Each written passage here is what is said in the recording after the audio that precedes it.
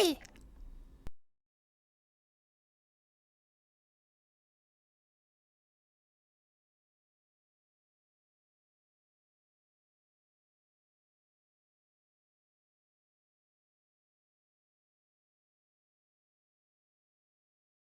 Ring-a-ling!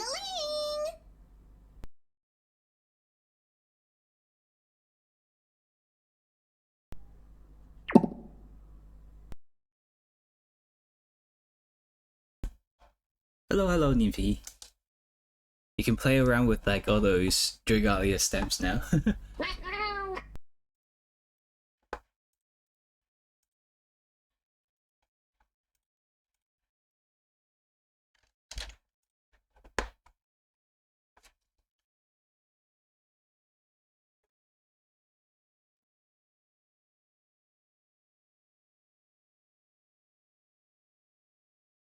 Is that mail from Monster Hunter? Yeah, it was a Monster Hunter and Dragalia lost kind of crossover event.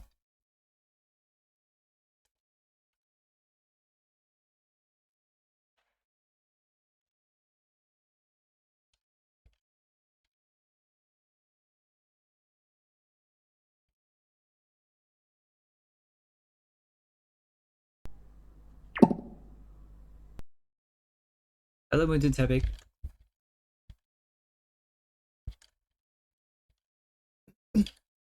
Hui! Hello, Blaze. Welcome.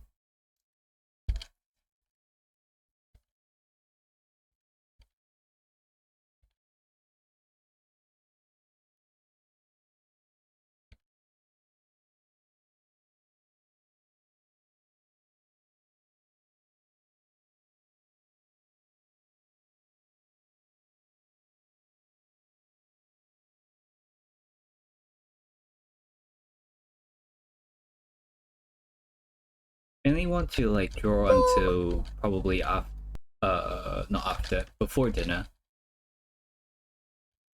I have 2 more emissions before I start the next batch. So yeah, there's plenty to do. Then I can also probably work on comics as well. On the Tales of Elysium Patreon, I've already like sketched out 1 to 8 pages, and so I can probably start coloring them and finishing them as well. How am I doing? I'm doing okay. It was like very like hot last week, so I didn't have the mood to actually do any streams. But yeah, the weather has been cooled down quite significantly now, so that's great. But I've not been slacking either. I've done a lot of commissions, and then also like as I've shown a little bit just now, the comic sketches. So yeah, quite a lot done, just not streaming. Hello, Yasha. Pikachu, yes. Hello, Blazing Lucario. Ring-a-ling! Ring-a-ling.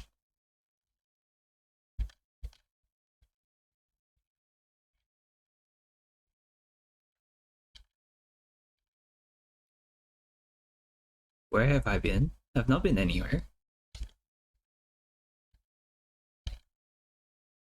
You mean the past week? I've not, as I've just said, I've not been streaming because like it was just way too hot. I didn't have any motivation. What am I trying to say? Motivation to do streamings. Like one day it was like 37 something degrees, and I'm like, ugh, I don't even want to move. I have AC in my room, but it's still super hot. I don't know.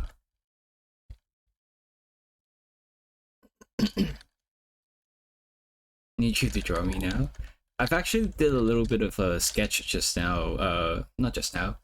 In the New Year's multi-stream in Kotsu stream. Hello, Pocat. I have the thing for you.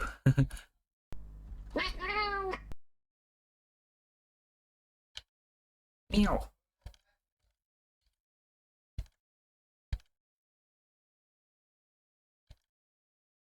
Is that a Pikachu as Shulk? A Shulk? No, it's kind of just Pikachu with a Monado.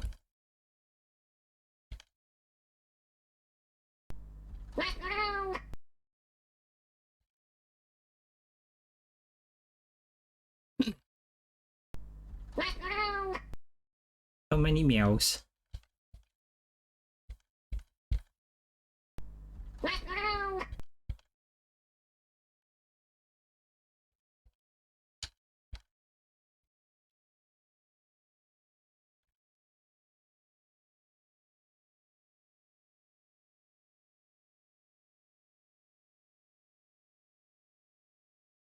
I actually rarely draw Pikachus. Like for the... Where's your comment? Where's your comment list? It's in my link tree. Hello, Aries.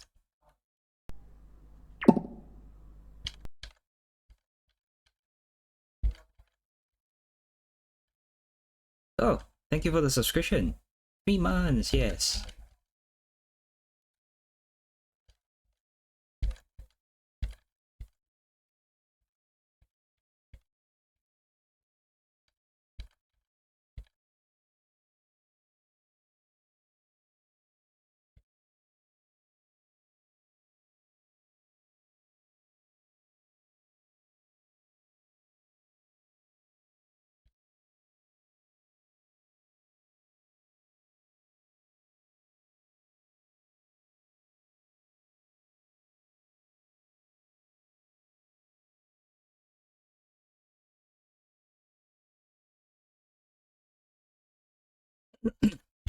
Hello, Jesse. Welcome, welcome.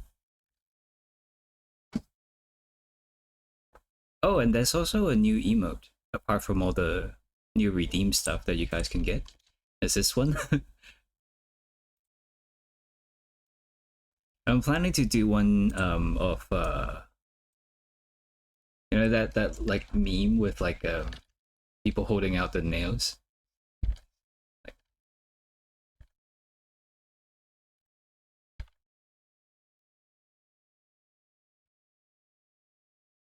I'll do this one later.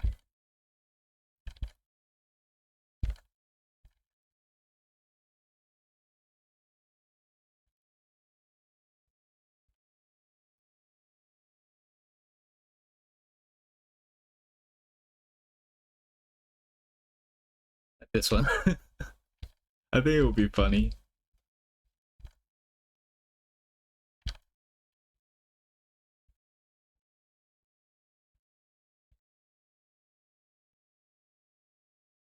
This one.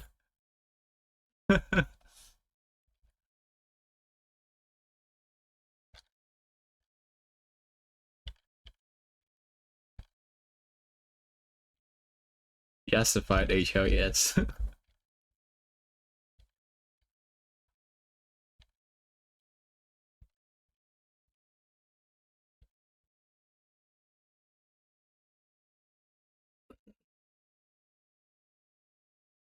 It'll be so chaotic, so that's why I want to do it. It fits my brand. Just being, what is it called? Just being a menace to the society, to the community.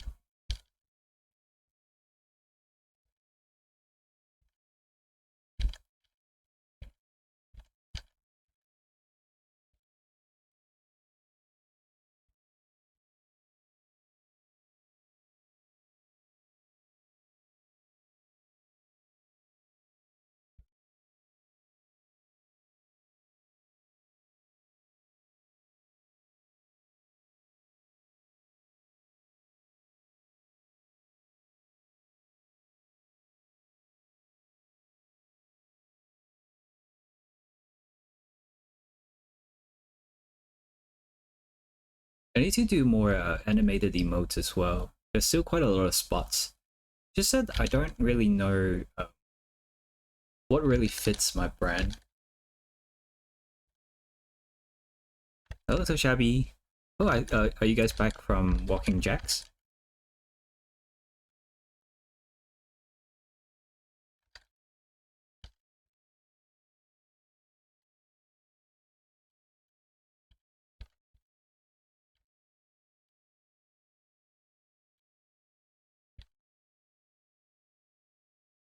Dex is a happy boy now, but only cause he's the only one that can thrive in below freezing temperature. Yeah. I've seen like those videos where uh huskies are just like sleeping under a thick layer of snow, and you kind of have to dig them out. They're in the element when it's like freezing outside.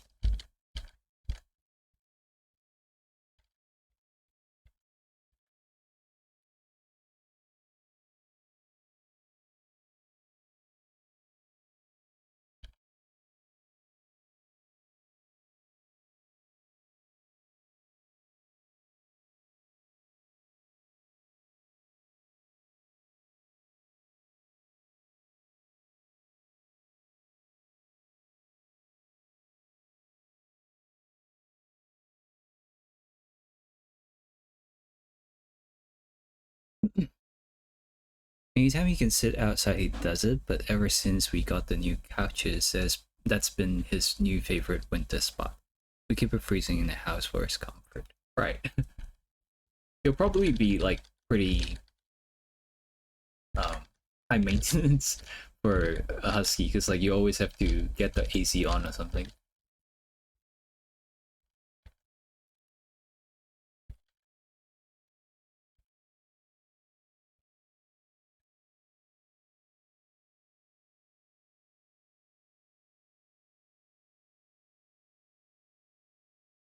I personally don't really like to like keep the AC on. Uh, but even when it's like super hot, because like I don't know, like my nose can't take it. Maybe it's like just too dry when I keep it on or something. But yeah, usually I just like turn it on for a few hours and then just turn it off afterwards.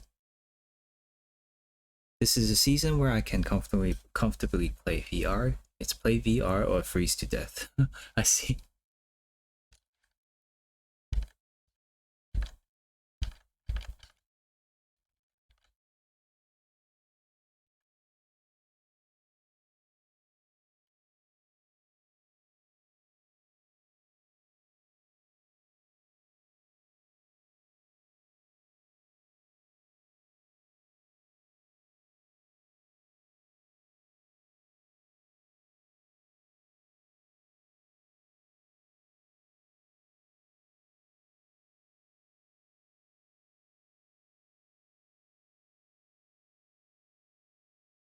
I don't like keeping them on because of electricity bill. Yeah, of course that's an element as well.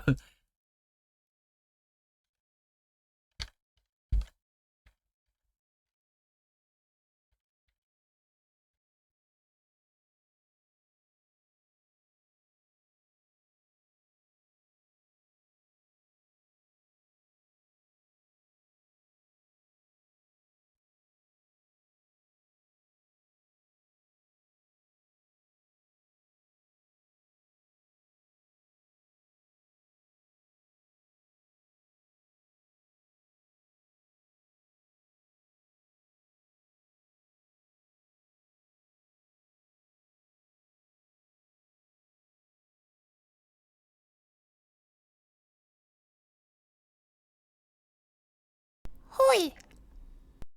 Hello, Ethan.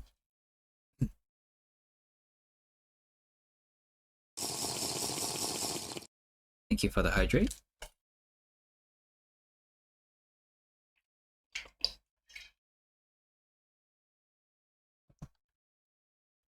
The Monado is such a weird looking blade.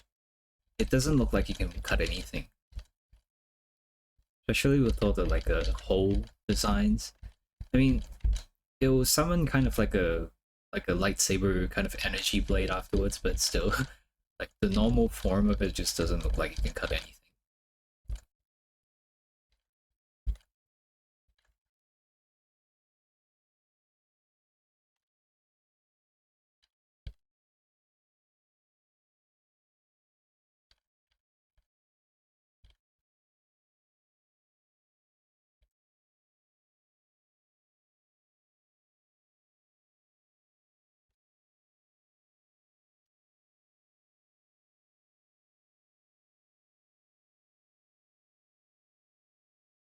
Hello, Wise.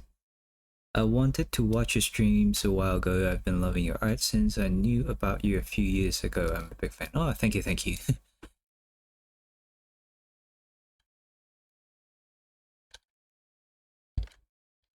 I've just not been streaming too much last week. Only because it was just like boiling hot and I couldn't stand the heat.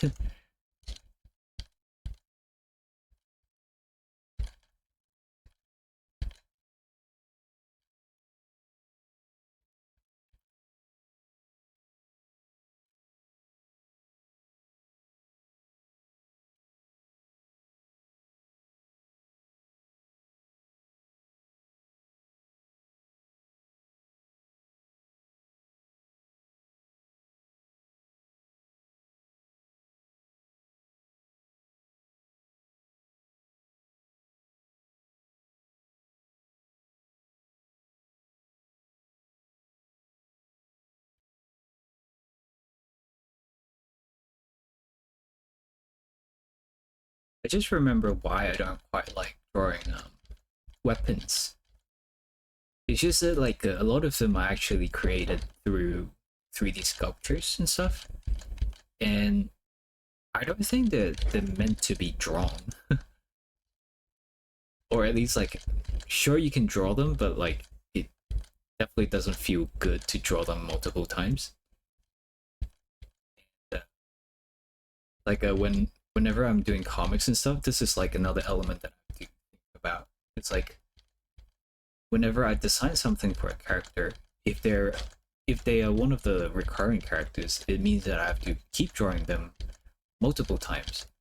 And so when I design the characters, I like to keep them simple because like I mean that's the element, right? Like if you create something that's like super complicated on the character and you have to draw them like multiple times, it means that it's gonna be so much work like that you just put it onto yourself.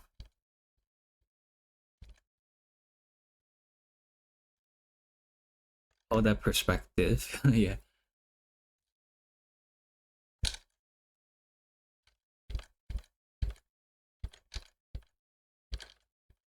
Like, for weapons like this, I feel like it's like it's better if you just copy and paste the model.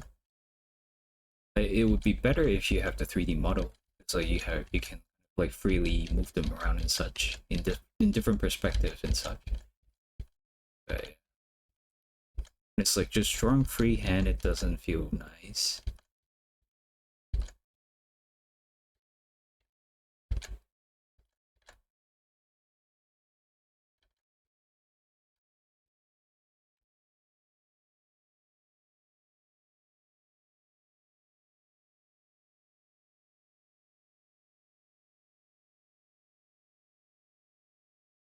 Hey, that's kind of the job of like an artist, right?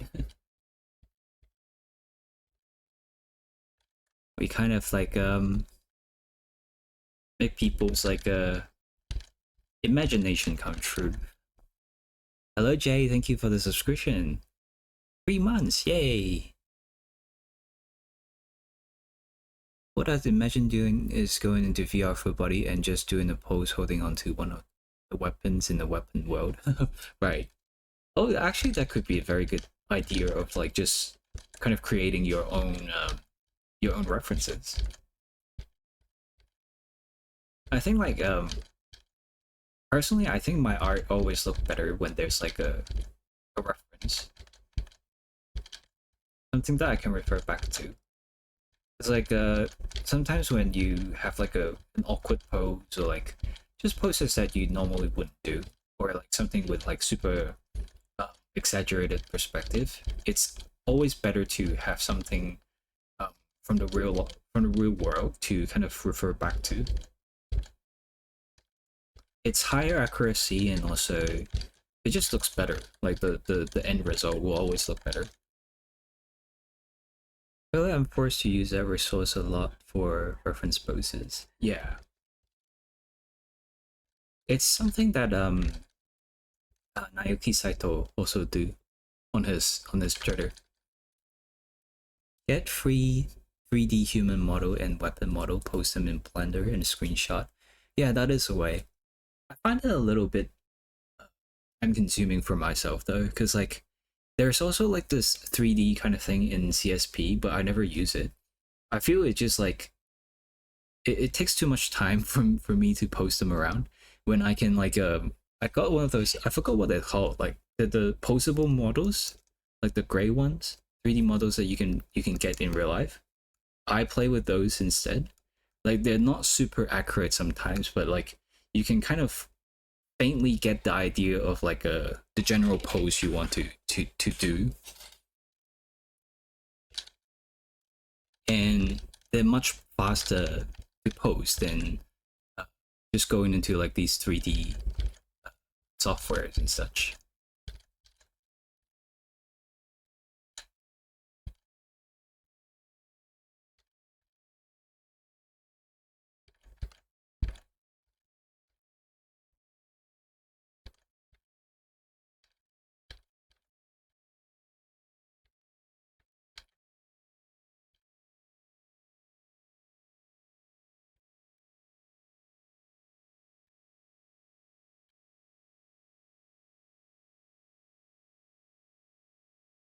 Never used 3D stuff for posing. Yeah. By the way, the model that you use as VTuber is just yeah, yeah. That's my koala crossed with Shiba Inu. The problem with the modeler in CSP is that it frequently crashes on me. No bueno. Yeah, yeah. It takes a lot on your computer.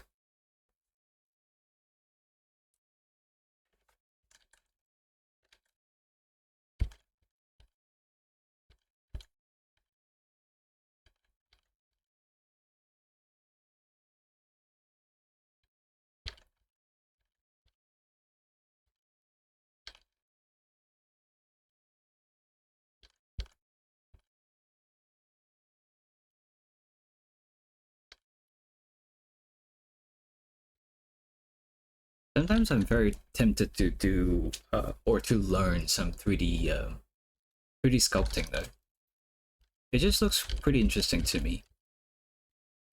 But like it's also very costly, I think, to get the program and such. So I'm like, maybe not. And it's also kind of like learning a new program, so that would take a bit of time as well. Although, like, I don't know, for me, I usually can learn those kind of stuff very quickly.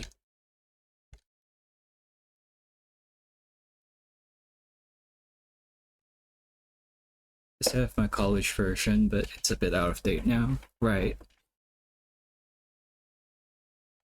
And sometimes, like, kind of like when like CSP used to not have liquify, and like I don't want to use that. There are a lot of like quality of life things that they can add to a program that determines whether I would like to get it or not. But liquify was the only thing that like stopped me from getting CSP back then. And when it got it, I'm like, okay, it's game over for freaking Photoshop.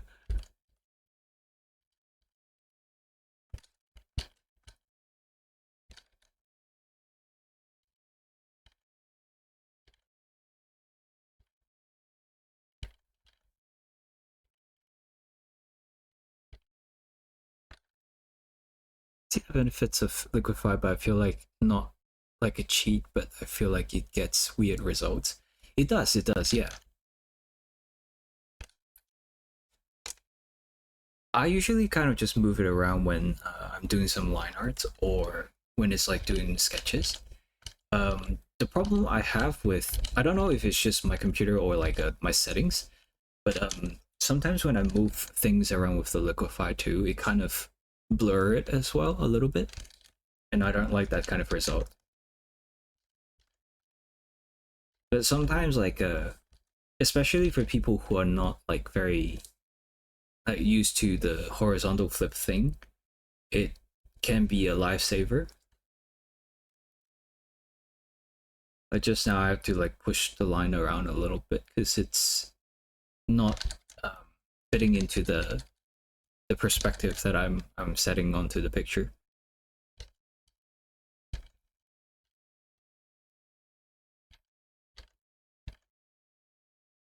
it's a quick fix, I guess. But it's definitely not something that I think anyone should overly rely on. Just work on your work on your eyes. Try to spot the mistakes before you make them or something.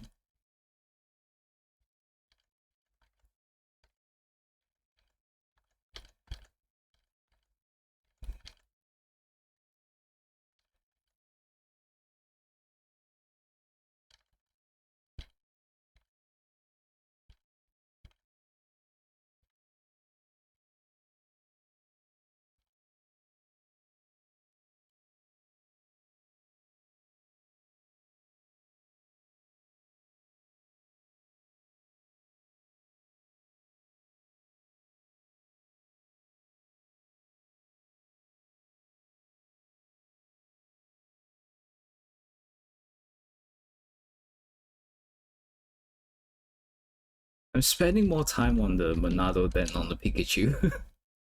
The Monado basically can be a character of itself now.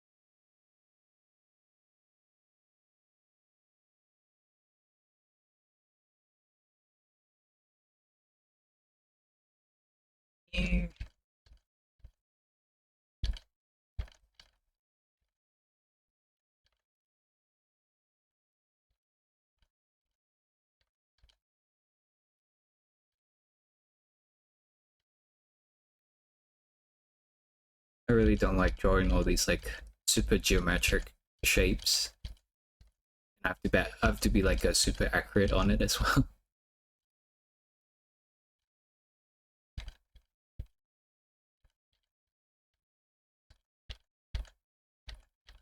The woe of like doing all these like freehand. Blah, blah.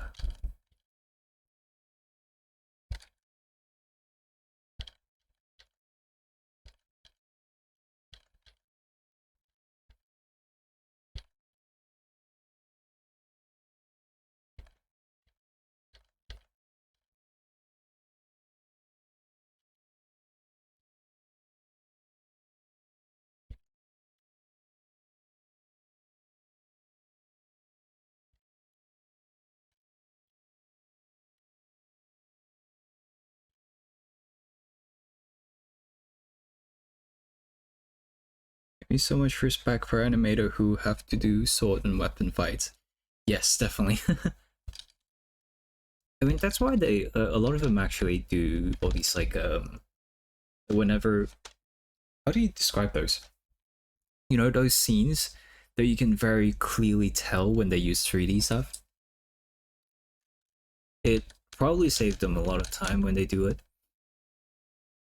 Does it look good in like for the end result? Probably not, but it helps them kind of save a lot of time and try to get the same idea out, right? So I guess there's still merit to it.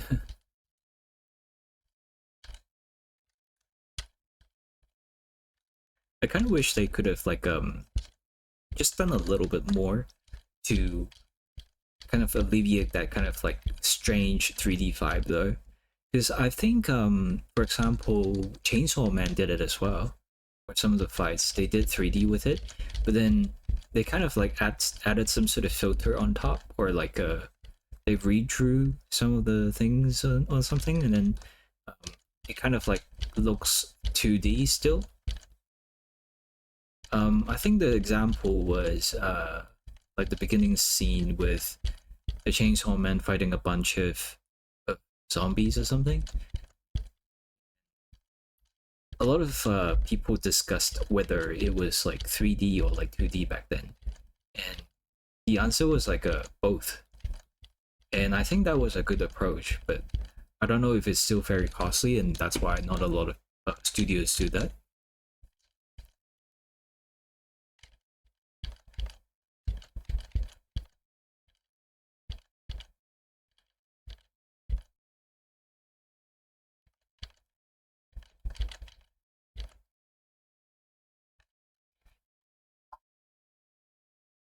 I know it works well at least for machinery, since there's already the feeling of lifeless automated movements.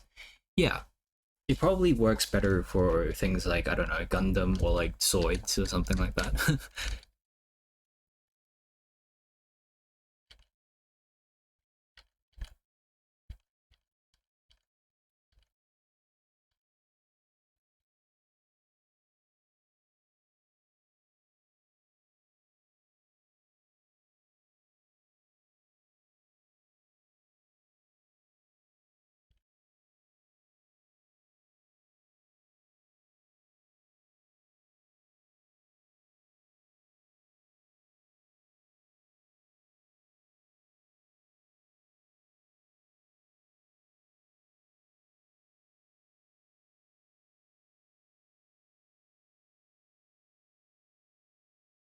Could you imagine like having to freehand draw all the like freehand animating all the Gundams though?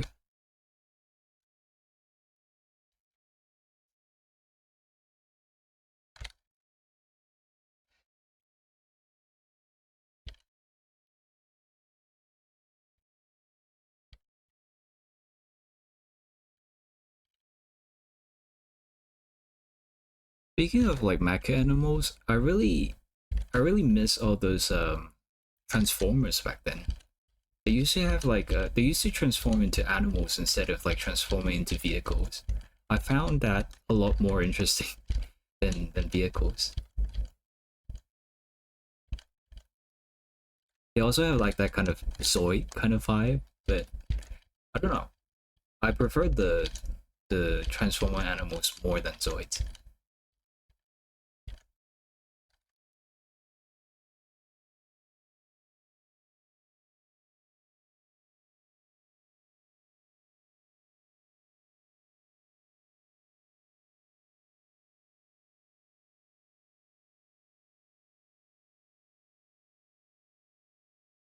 Shabby, we're showing our age. We're supposed to say we don't remember that. No, I don't know what that is. What are you talking about? I've always like known all these like transformers only turn into like trucks or like vehicles. I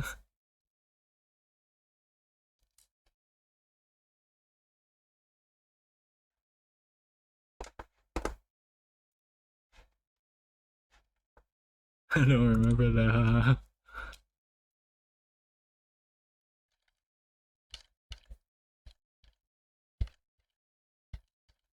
No, but like yeah, I miss that. Like you used to do that kind of stuff. It also reminds me a little bit of what was that book series called with like those kids turning into animals? What is it called again? Animal. Yeah, I remember like being so intrigued by those ideas that I wanted to borrow the books to read it from all the libraries, but they never had like a full collection, and so I'm like, what am I supposed to do with this? Like I'm like reading from one, two, three, and then suddenly it jumps all the way to 15 or something.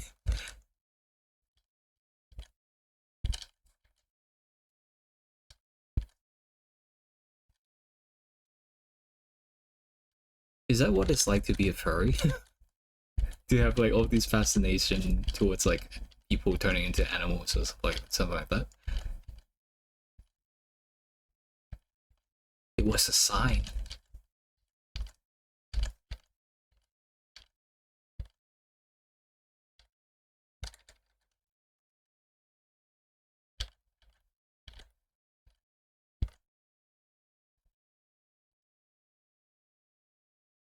PMD dreams before PMD existed. Yeah.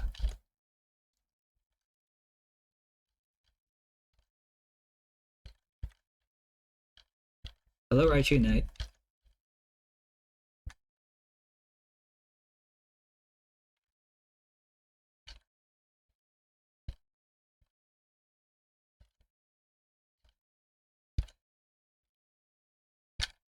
Pokemon Day's coming soon, isn't it? It should be this month. So hope a lot of hope again for another PMD game. I don't know though, but I feel like even if we have another PMD games, they're just gonna be treating us as babies again. It's gonna be like, oh, you turn into a Pokemon again, and then let's go to kindergarten or something. Let's learn about all the basics about Pokemon. I remember even playing Silver or Gold, and my friend being like, "Wouldn't it be awesome to be a Pokemon trainer?" I'm like, "What about if we could be the Pokemon?" I guess that's why like Heart Gold Soul Silver was so cool, because like you have all the follow Pokemon back and stuff, and they actually look good. Getting a weird ass look. Fast forward 5-ish years later, and he's like, "You predicted, you predicted Mystery Dungeon." I mean, that's also the Synchro Machine in Scarlet and Violet. You can actually be the Pokemon now, and it's not like in the PMD world. Like you're actually Pokemon in the human world. I think that would be an interesting idea that they can explore in the main series. And I do feel like it's probably a demo for a future feature they have planned as well. That you actually have to play as a Pokemon in the human world and try to do something. I think that would be interesting. Yeah, I think they're headed there. Yeah,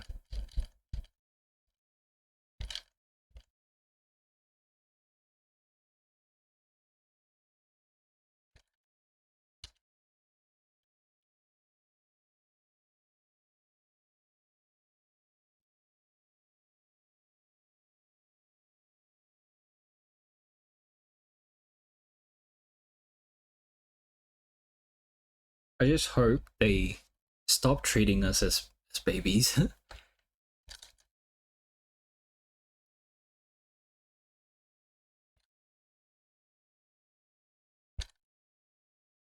And they're gonna be like, oh, Pokemon is like a target audience is still like targeted towards children, and that's why we need that kind of like stuff in the game.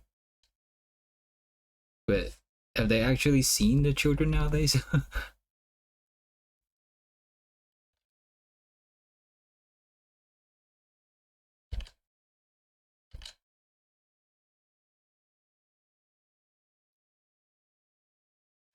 I mean, hopefully, Pal World could be a wake up call for them.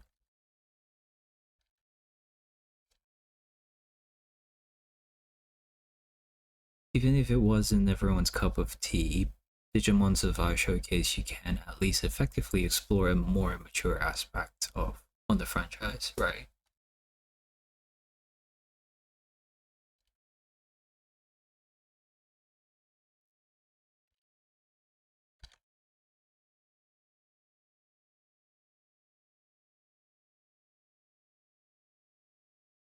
Which word is the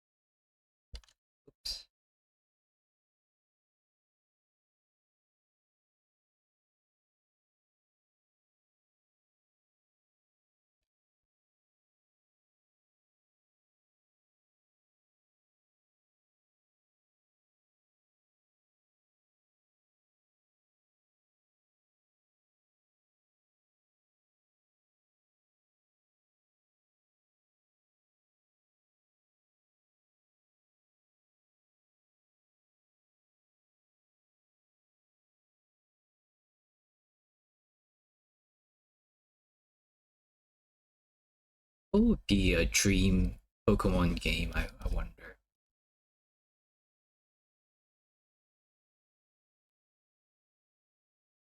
Pokemon also has like a ton of aspects that people enjoy very differently. And so it probably would be very hard to actually make a game that kind of like keeps everyone happy. They kind of recognize that in Scarlet and Violet as well, saying that like, oh, you just have to find your own treasure in the game or something. Another reason why I dig being an artist is that I can at least take franchises into areas I want to see it in. Yeah, that's the freedom of being an artist, yeah.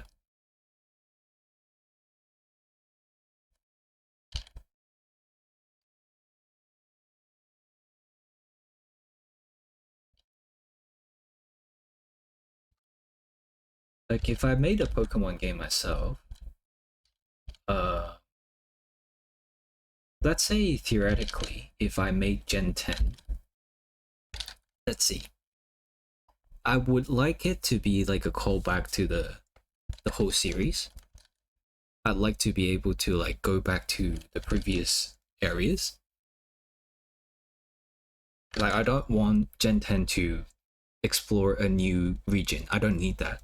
I want to go back to uh every region that we have seen so far in the franchise, and I want to see it um in like years afterwards, so that it kind of like catches up with like, oh, we haven't seen like, let's say, Hoenn in how many years already, like let's say 5 years. Now we're catching up with like Hoenn 5 years after, so it's kind of almost like the idea of like Black and White 2, but for every single region we've seen before. Like it doesn't need, we don't really need a new region. We can like polish all the mechanics and stuff. We don't we don't even have to like have all the gimmicks before, or perhaps like the gimmicks would be limited to their own regions. Like for example, Mega Evolution you can only use like Gen 6 or before, and you can only use like Z moves in Alola, etc., etc.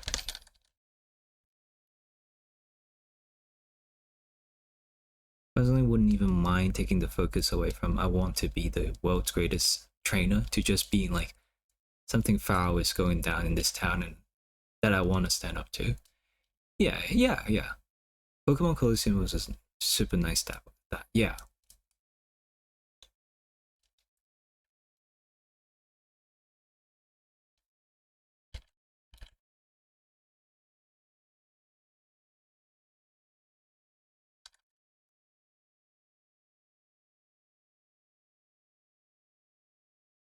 For example, I don't know, give us more mega design. So like Dynamax forms even.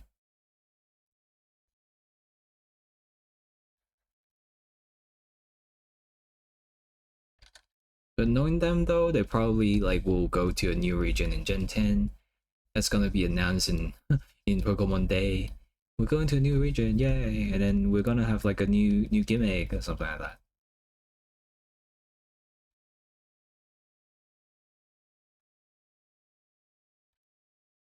But I guess we shall see like if they actually they learn the lesson or not.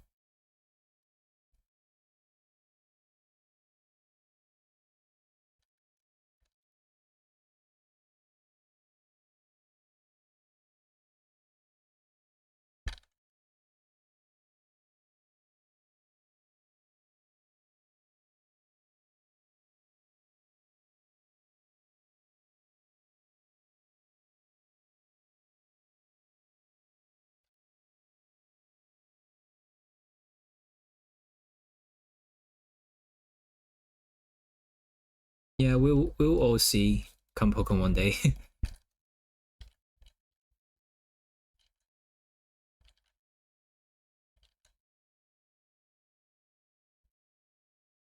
I like. Is anyone ever complaining about there's not enough Pokemon games?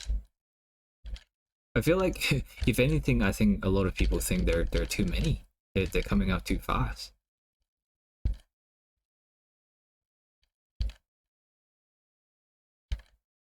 PM defense. Right.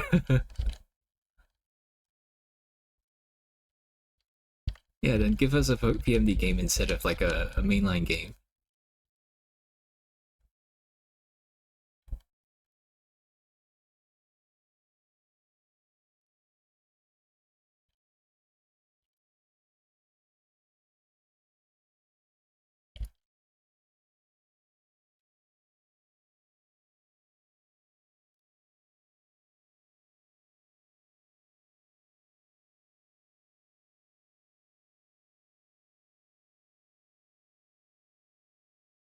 I also quite like Pokemon Ranges actually. I don't remember playing it too much, but I like the concept behind it. I don't know. Maybe I just like prefer seeing Pokemon in the normal lights, like normal day to day lights. I don't need I don't need it to be always like, oh, we have to do this and that to save the world or something like that.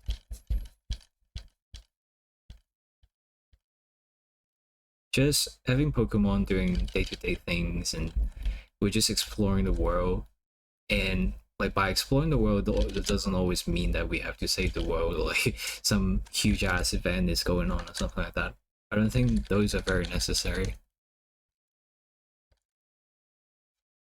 Hated Pokemon Ranges purely because there was a game that made me destroy the DS touchscreen. Yeah, yeah, there's that. But yeah, maybe it's like a different gimmick or something. Instead of like I always have to draw on the DS touchscreen. I kind of feel the same with like drawing on my tablet. I don't even draw. I don't even like kind of poke into my tablet too much, but I always still scratch it. Nothing much I can stop it from doing that.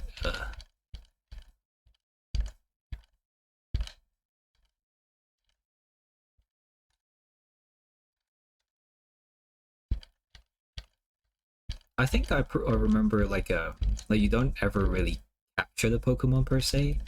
You're just kind of battling them and then kind of like adding them to your team in the way that like you're borrowing their power for a little bit, and then afterwards you just kind of like release them back into the wild. I like that idea. It feels more like you actually working with the Pokemon. Oh, I guess like that's why I like it. Because like I always take the stance that like in the Pokemon mainline game right now, a lot of the Pokemon are really just slaves to the trainer. Like I mean, it's true. It doesn't sound great, but it's true.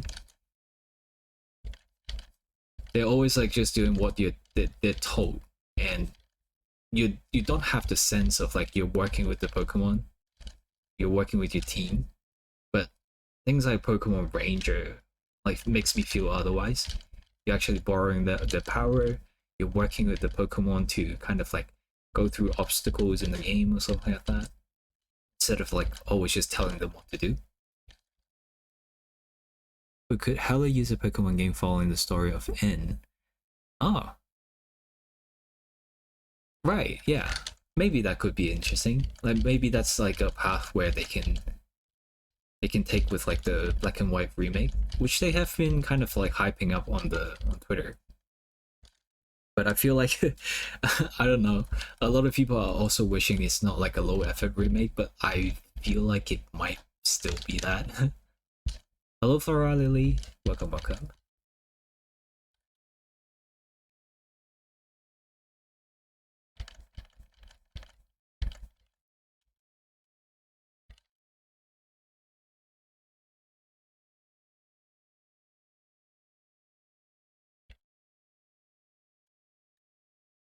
After Auras and BDSP, I'm terrified of remakes. Well, Auras was still okay, but BDSP though, no. Like Auras, at least they added stuff.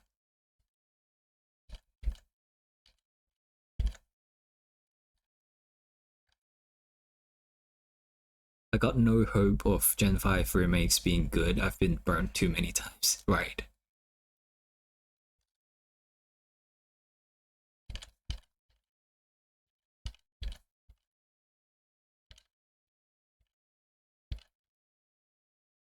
like recently they've like done uh an interview about like noticing all the like quality versus quantity thing, but I don't feel like that will be reflected in the short term. But I feel like if anything, like we might see a change in Gen 6 remakes or something like that, like solely talking about the timeline wise. Like it would be great if they actually reflected on like the Gen 5 game like remake already, but I don't know. Not a lot of hopes with that.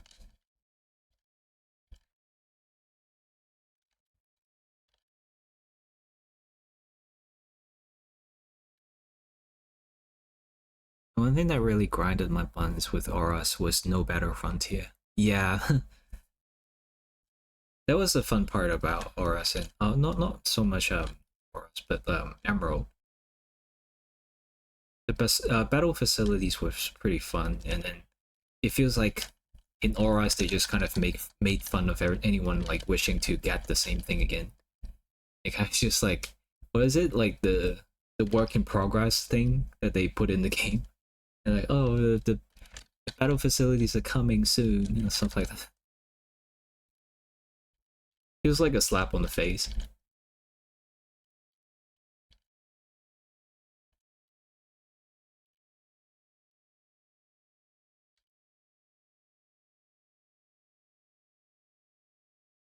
Auras was fine, but it just felt so lifeless and dull for me. Hmm. Yeah, at least like you can actually shiny hunt the Pokemon, unlike in SV, Scarlet and Violet.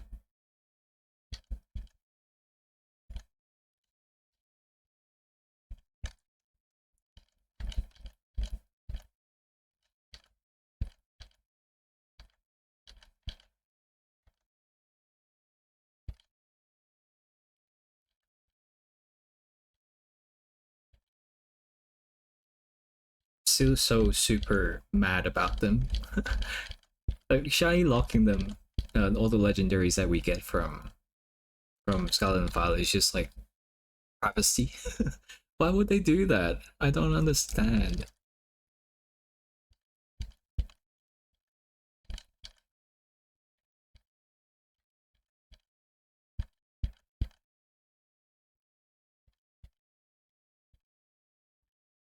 Isn't that like a message of like Scarlet and Violet of like, you know, people finding their own treasure?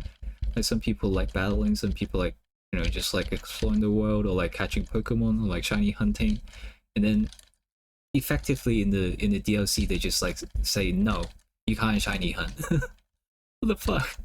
No. Either what they needed is a remake of Pokemon Stadium 2, rentals and minigames included. Right.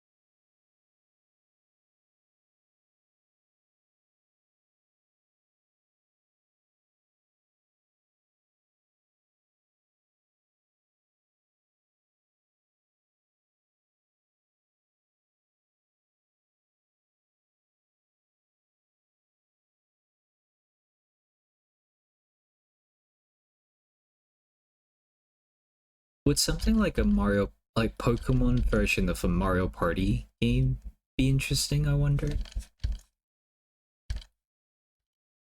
Like you would control maybe like an avatar or something, or like a trainer of sort that you can customize. And then like the mini games would be in the style of like a Pokemon Stadium mini games.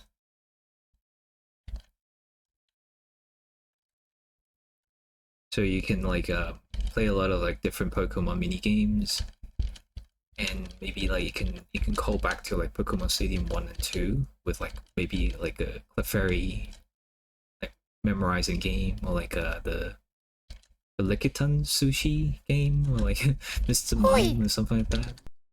Hello, Aaron. Welcome, welcome. I think it will be pretty interesting.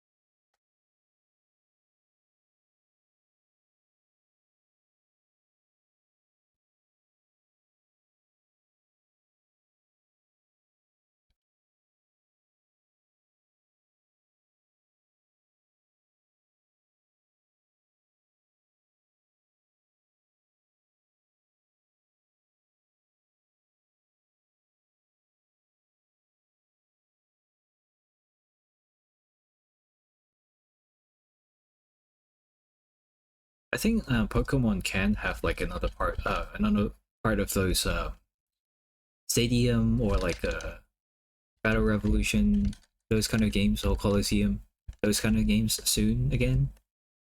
I feel like it's a good time because like especially with like the rumored Switch 2 coming as well, it could add to the library of like the new console. Which means it also means like Gen 10 will probably be coming sooner than later.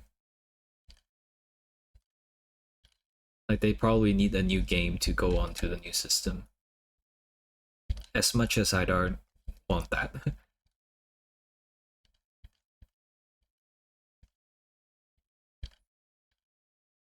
But hey, if the universe hears me, like if Gen 10 is really just a collection of like the like all the regions that we've seen in the franchise before, then I think I would be very happy about that. Like coming to a Switch 2 platform. Like again, I don't want Gen 10 to be in another region. I don't need that.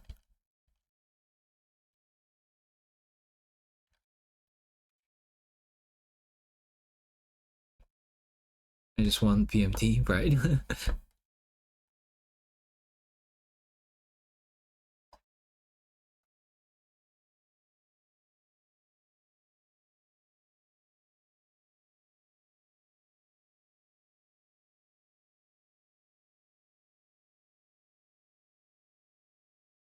Will likely still be in another region though, right? Hello, Dragonfall. Yeah, I really don't want it, but I don't know. One can wish.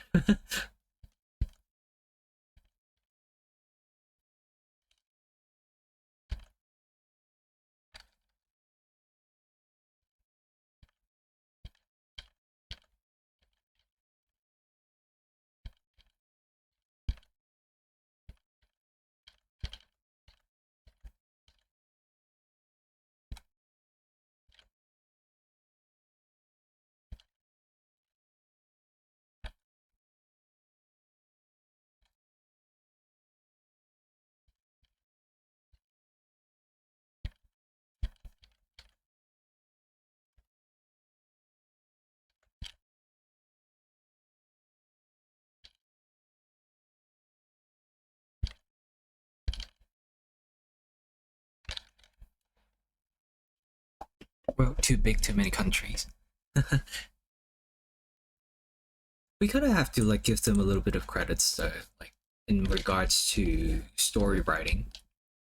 Like in Scarlet and Violet, especially the DLCs, I think well, you can't say that like the storytelling is like super spectacular or anything.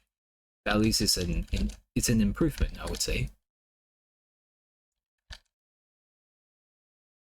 I can see the effort, and I'm willing to give them a little bit of credit on that.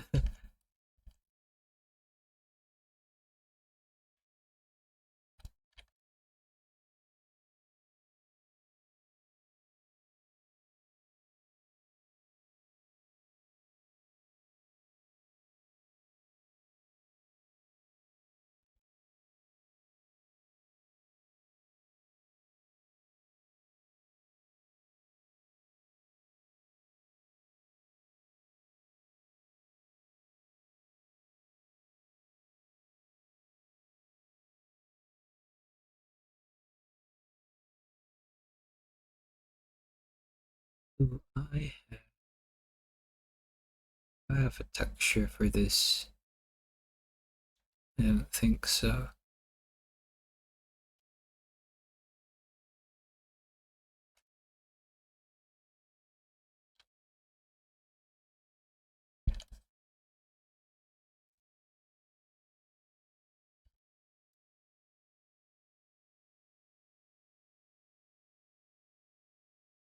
The story makes you want to play the game.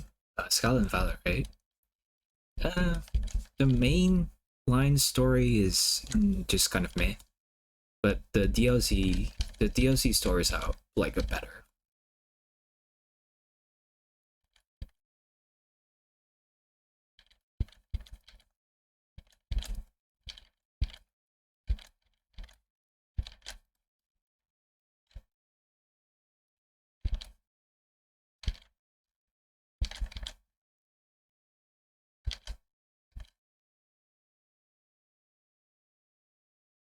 Maybe that's the thing. Like, they might be not that great at doing like overworld stories, but they're a little bit better when they're like focusing on stories that are like more like smaller maybe, or like something that's more focused on one or two Pokemon.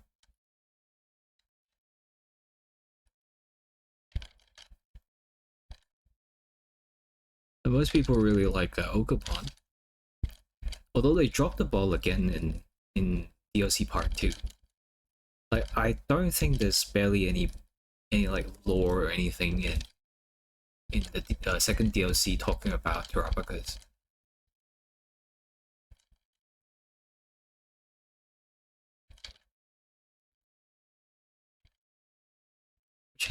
Which is a shame because like they did a tweet about like Terrapicas, like explaining its lores and stuff, and then the comments about it like saying, oh, I learned more about Terrapicas in this tweet than the whole of like DLC. It's just yeah.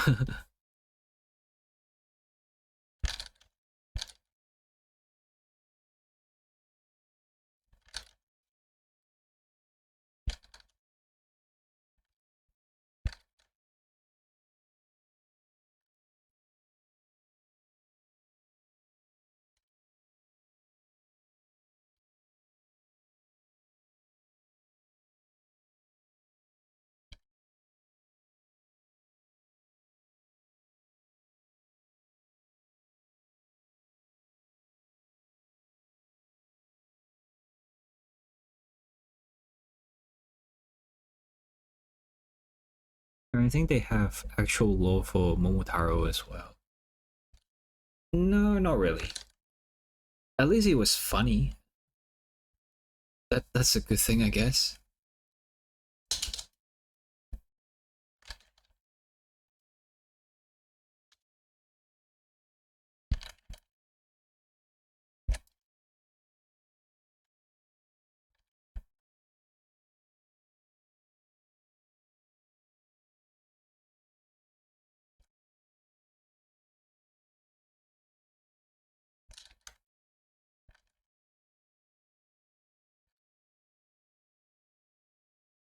And the ability seems really good for PMD like story. Right, yeah. A key in kind of like a bad guy.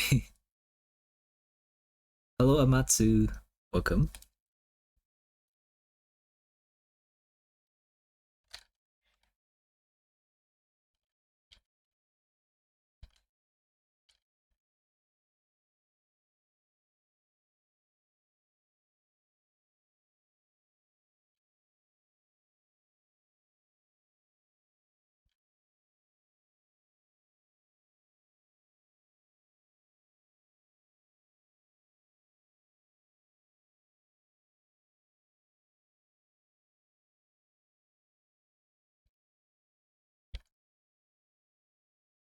It's funny when they try to like justify what uh Motaro is doing though.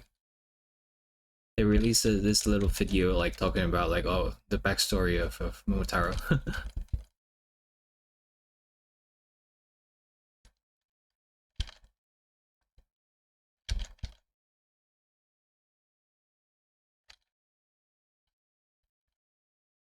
guess that's kind of their more like what they want to achieve with all these like Pokemon. They always like say that like every Pokemon needs to at least be like for someone to consider them as like a friend or companion. That's why they can never truly make a Pokemon that's like super evil or something like that.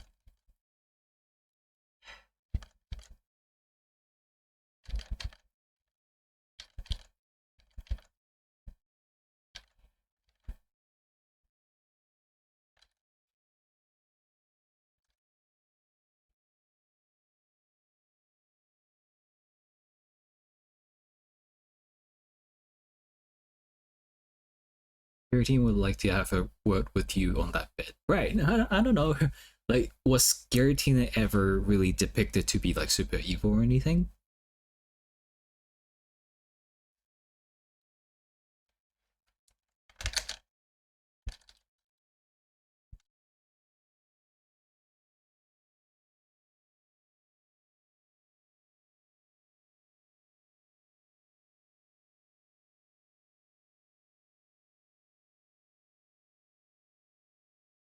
Wasn't Giratina always just kind of there?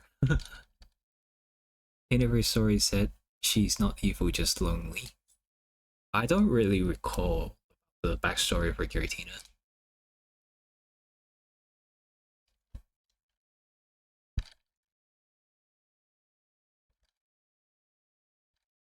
I don't know. Is Arceus always considered to be good either? I mean, I don't know. It doesn't have to be a black and white thing.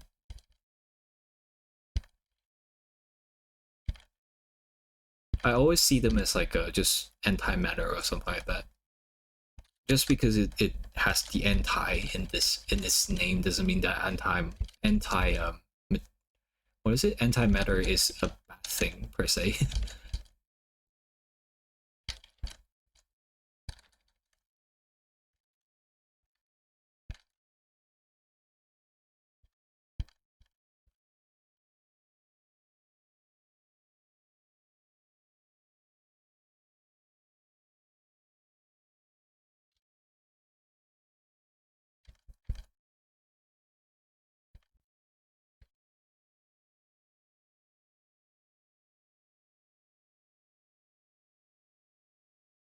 Happy Raichu Day and take it easy. Oh, is it Raichu Day? Okay.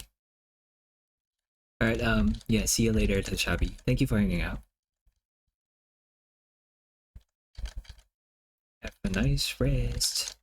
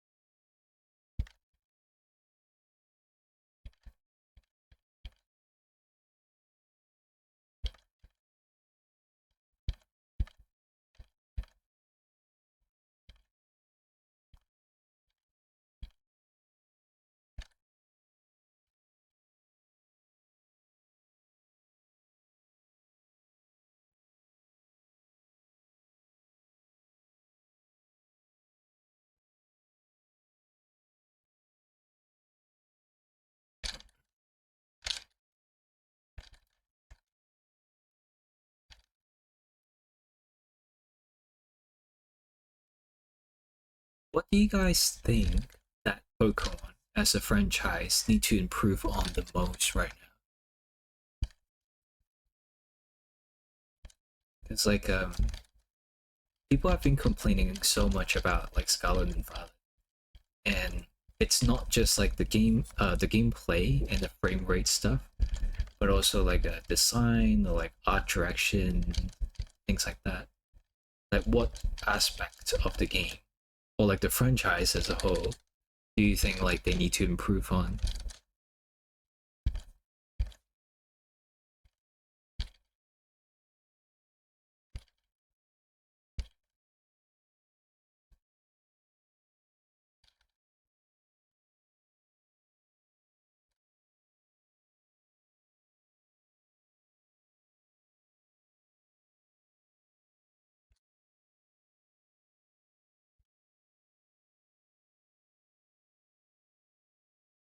to me, a lot of people kind of complain about like some of the Pokemon designs, but I think that one is the thing that they least have to really worry about.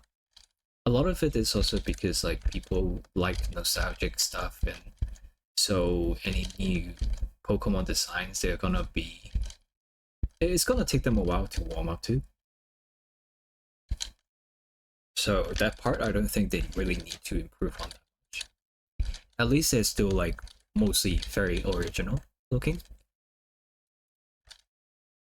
unlike unlike a Powell. I mean, like people can argue however they want, but design standpoints, it like most like some of them are just very on the nose, and we all know what's happening there.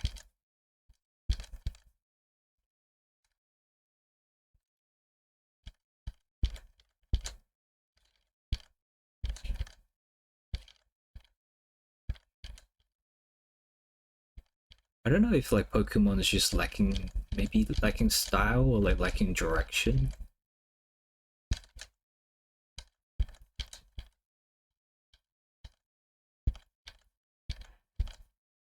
Or perhaps it's just like the major problem that they're encountering, especially with the game, is that they're trying out open world games, and somehow they're not very polished with like what they can do with the technology, or they just don't know what is going on. Like since Sword and Shield has been, we're having all these like open world areas, and they never run really well. And I thought they actually got some of the Breath of the Wild teams to actually help them, but still they are having so much problem with it. And I wonder if it's because like it's also because of the like the sheer amount of Pokemon that we have versus, let's say, in Breath of the Wild, usually in one area you only have to render a few types of enemies, and so it probably will not be as like extensive with Pokemon. I don't know. Don't know about like game designing and things like that.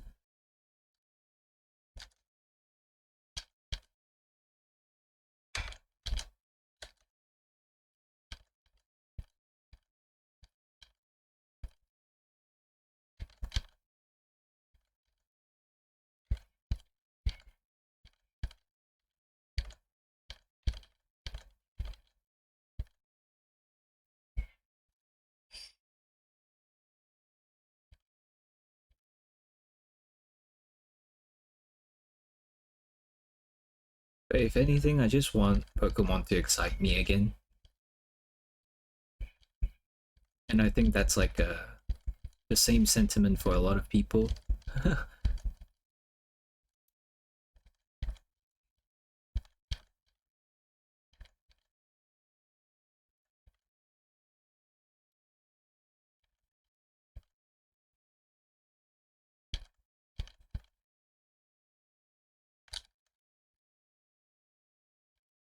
That kind of has also been like what I've been feeling a lot lately, though. Like, I want something to excite me again. I want to see something that's like something that I'm super excited to learn about, to dive in their world again, and I feel like we've been in a dip of sort with this kind of content.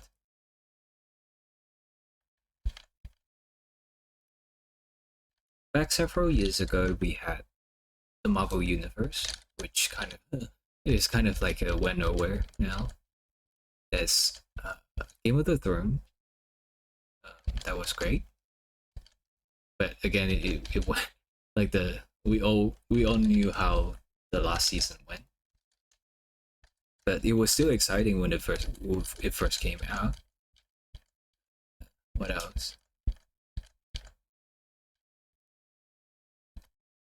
Game wise, I guess like Smash Ultimate was like one of the events as well. Super exciting seeing all the fighters come out.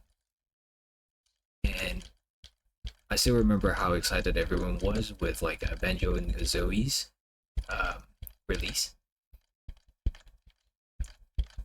I don't know. I just miss the kind of excitement,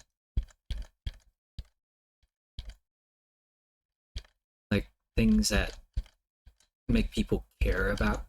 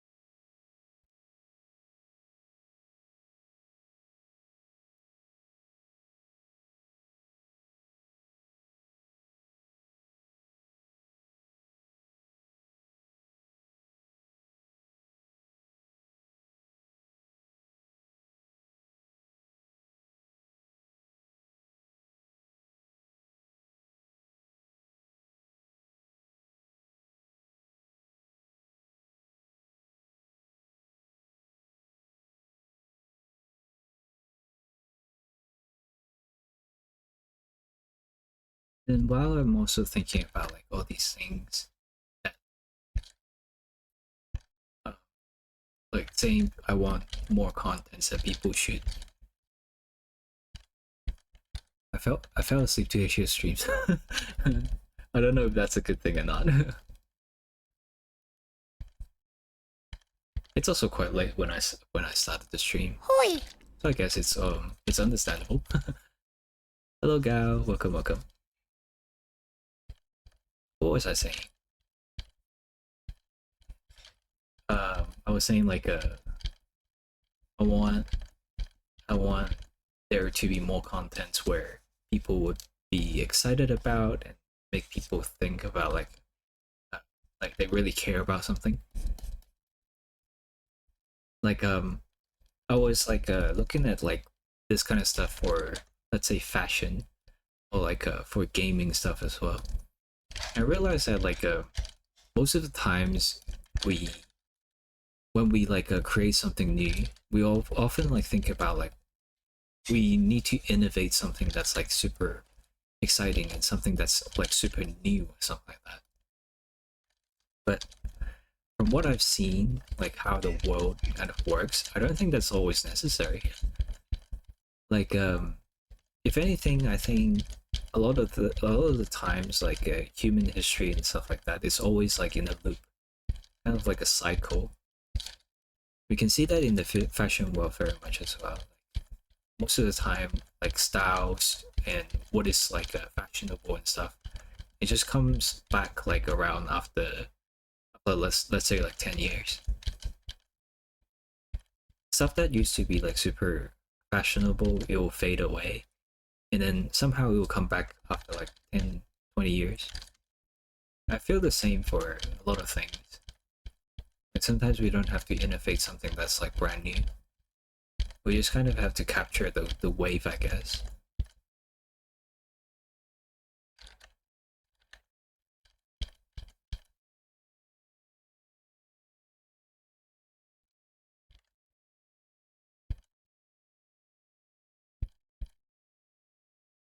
And I guess like for contents or like for movies, shows, games, all these kind of entertainments, I guess it's just up to someone to find a new like a new wave.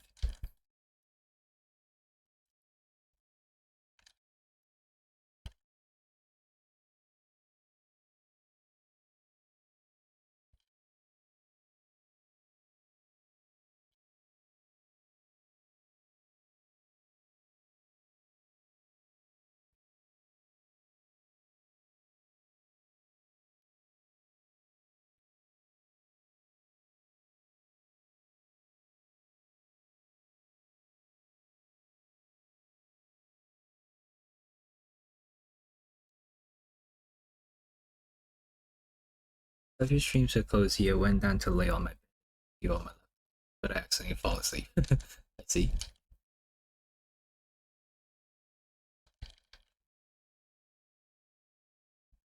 I don't mind that. Next thing you know, like H chose like a lullaby stream or something.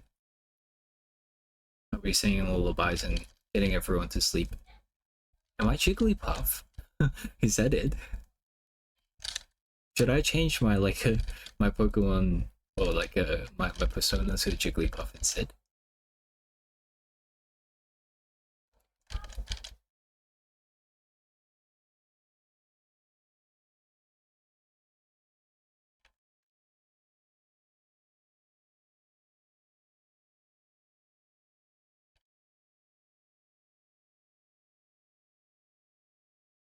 What's my Pokemon? I don't actually have one.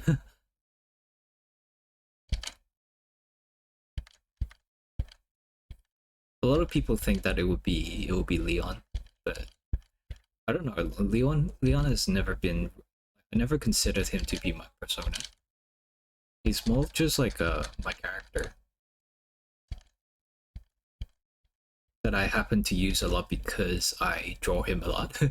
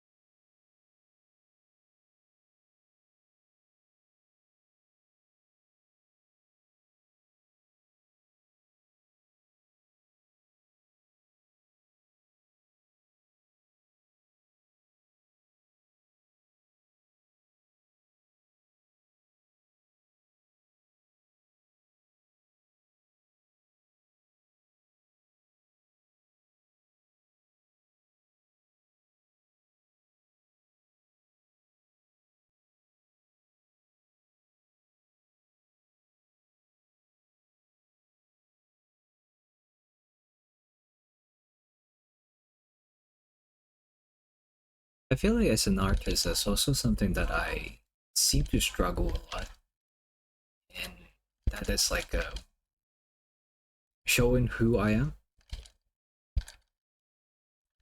It's kind of weird to say that because I feel like for most people at least, like art is already a way to for people to voice themselves. But sometimes I don't know. Maybe I just don't have a lot to say.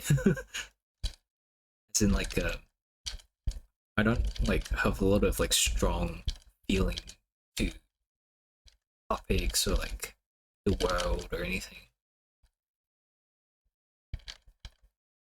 And so maybe it also like translates into my art.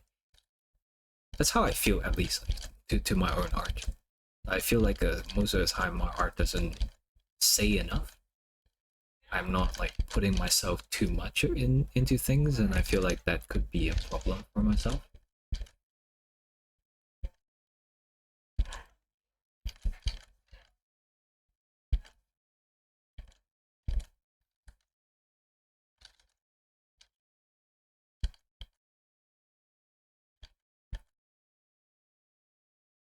But maybe I'm also saying that only because I don't know. Like maybe I'm already saying a lot. Like maybe I'm already saying a lot with my art or like my style, but I don't realize it. I think that's more like the problem. I don't know.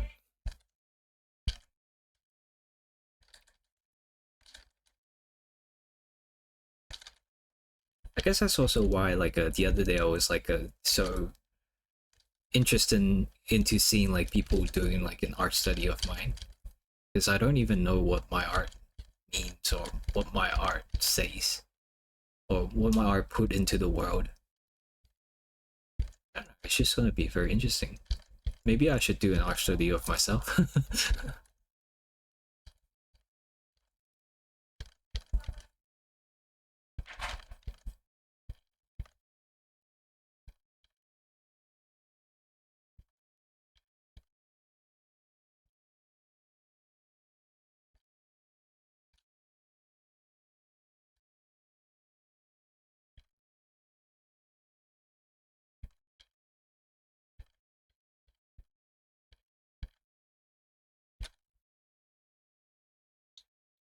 Too much brain power for me, art of me love, right?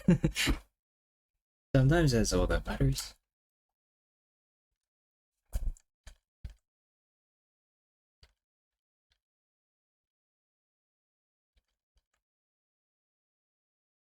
But I can't, like, I don't know, I just can't stop myself from thinking about it sometimes, you know. What what is my value in art and stuff like that? What am I doing apart from making it look good? Although I know that like sometimes like just making it look good is good enough. That's kind of what I've been doing a lot with this like with these commissions as well. Like I just want to make like other people's character look good. Maybe that's my value. Like I try to yesify everyone's characters. Don't commission me, I'll yesify your characters.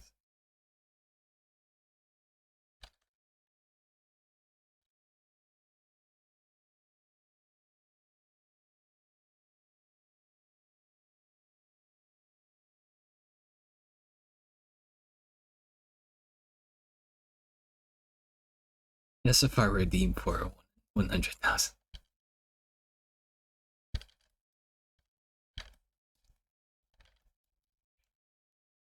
Why would it be a channel redeem when I'm like charging money for it to do for my commissions?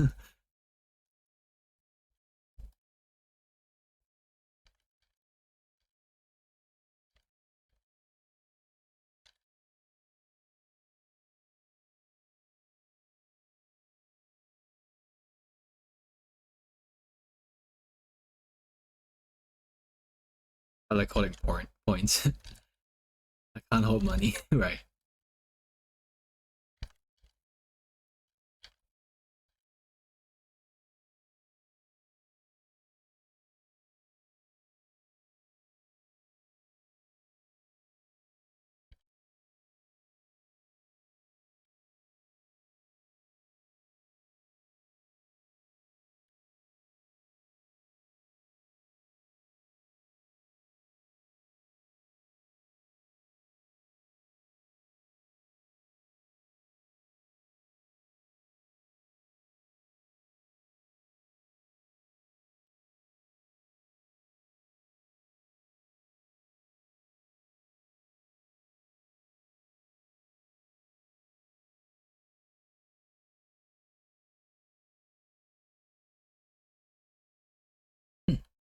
But yeah, maybe we'll figure it out a little bit. Maybe that's my purpose. Because like people having their persona and stuff like that.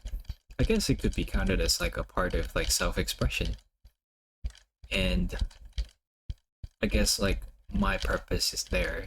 It's to serve as like a point where people can grab a great look of their characters so that they can help their self-expression or something like that. I don't know if I'm wording it right, but maybe it will make sense.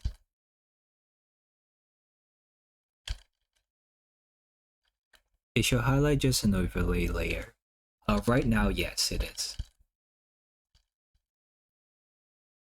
Are you talking about like what I'm doing right now, or like the white outlines? Because like those highlights are in color dodge. The ones I'm doing now is overlay, yeah.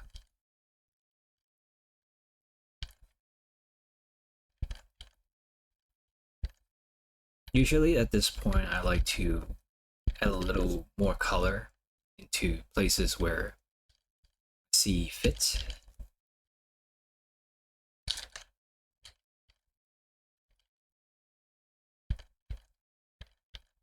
And overlay is like a good like in the middle kind of layer effect to do that.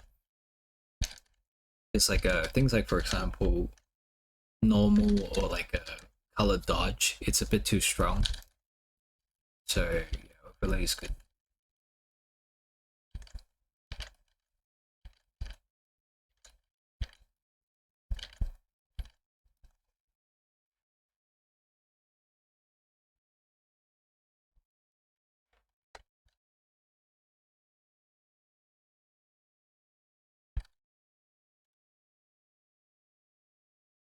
I do still like using color dodge afterwards. So normally use add glow and lower the opacity.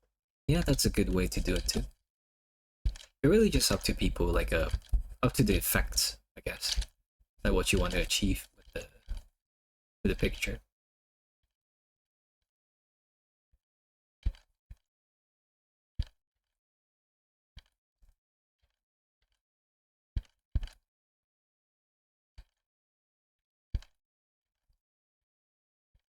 You could try it. I use overlay a lot. I mainly just use multiply overlay and color dodge. But it really just depends on like what kind of color you end up liking for the end result. What layer effect you're using doesn't really matter as long as the end result is what you want to achieve.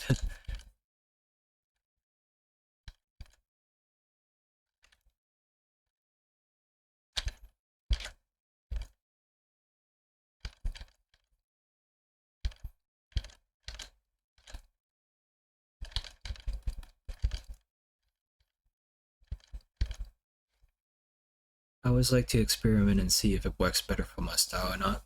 Yeah, yeah, that could be a pointer of like what you want to experiment next.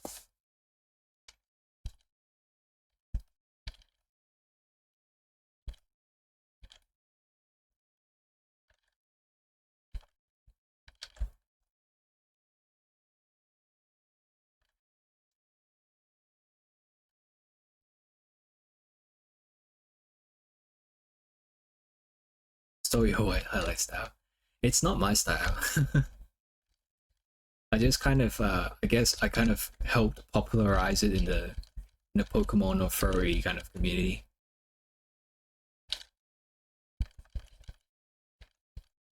Well, I mean, I guess it's a part of my style now, but it didn't originate from me. It just added an extra layer of highlight to my work. Yeah, yeah. I kind of do it so much now that I kind of cannot imagine my paintings without it. I guess at this point you can just kind of like it's almost like ingrained into it, and I guess that's how you identify like a good tip, I guess.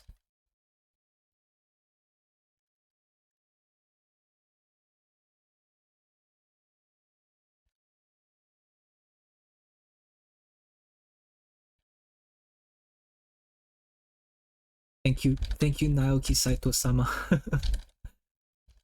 for your work in art and giving us all these like inspiration and things to steal from, like all these art skills.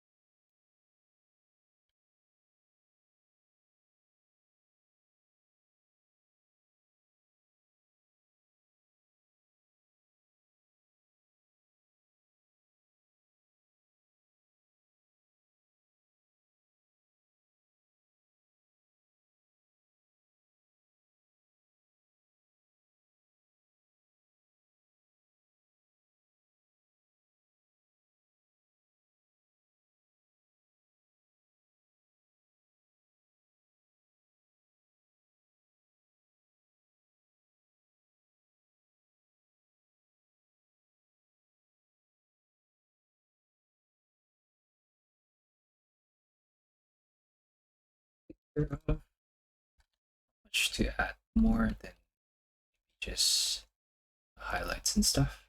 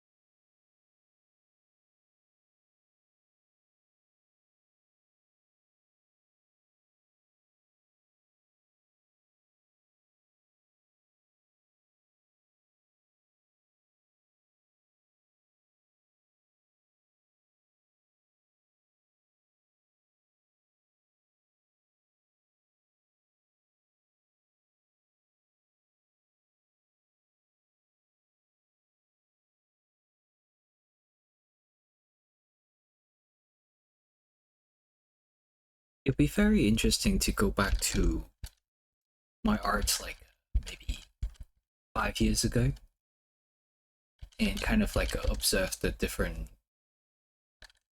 improvement that I've obtained through the years.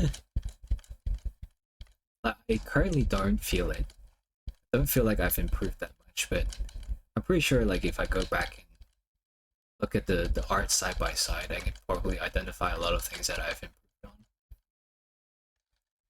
It's really like a gradual thing, art improvement. Hello, Fly Thermal. Welcome, welcome. It's the same thing as like people on weight loss journeys or something like that. Like you don't like you yourself don't really realize it, but if you keep taking pictures like day by day, and then you compare it afterwards, you definitely see the differences. And I feel like I'll probably identify the same thing with my art. And I don't know, it's quite interesting and exciting to kind of see all the differences.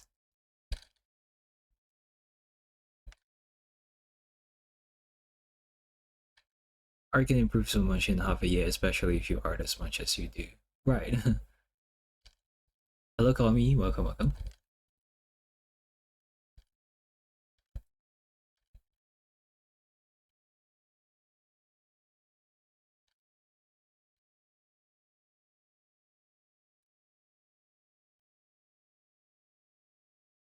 I do draw a lot, huh?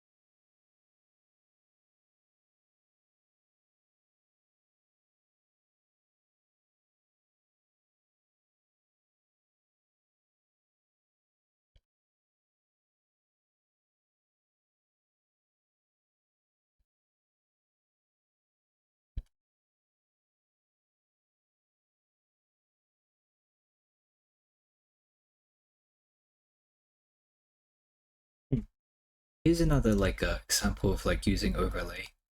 I was noticing a little bit of the shadow being too dark, cold color, and so I added an overlay layer with like a reddish pink, and it helps like kind of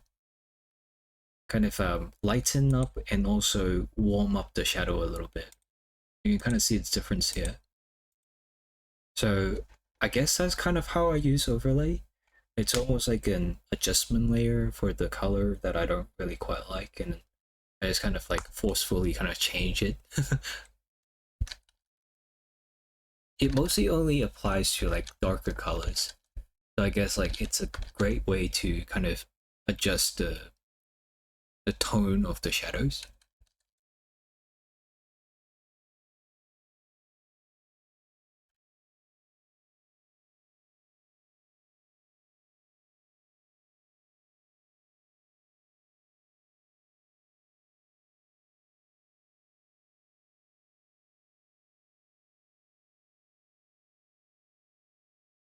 Alright, this one is done though.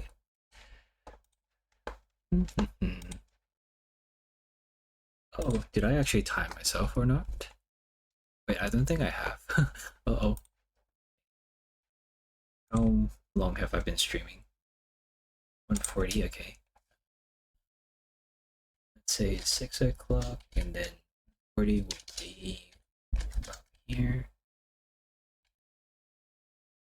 Okay, cool.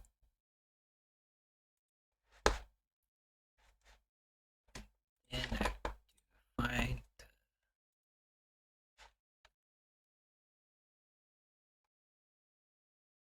needed to be JPEG, PNG, oh everything. Okay, cool.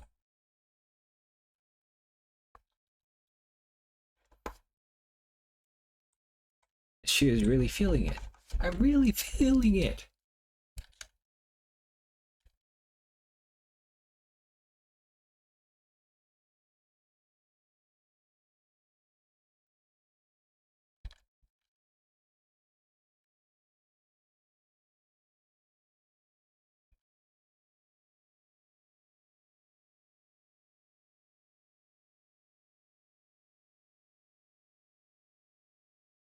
Yeah.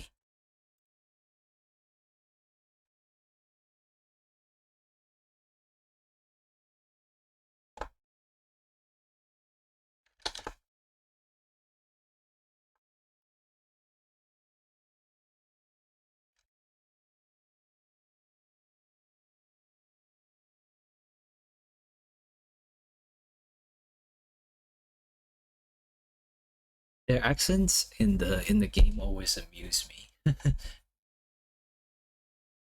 It's so proper.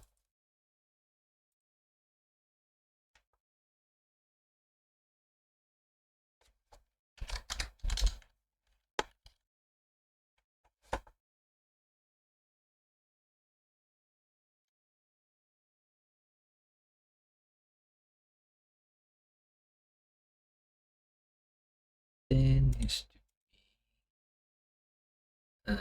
try to do first. Save as Clip Studio and save as Photoshop.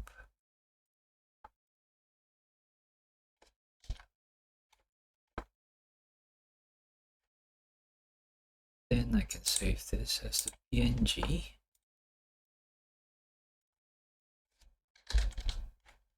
And take away the background. Cool.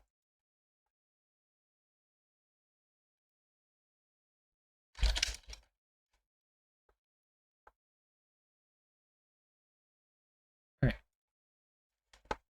Next one would be this one.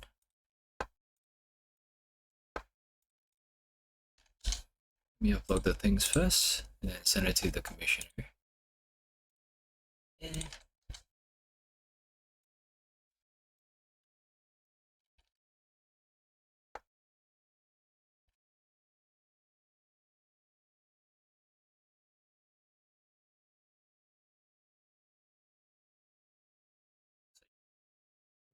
Find it anymore.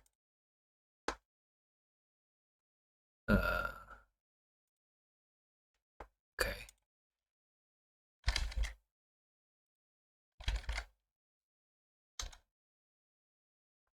It's not this person. Did I contact them on Twitter? Maybe?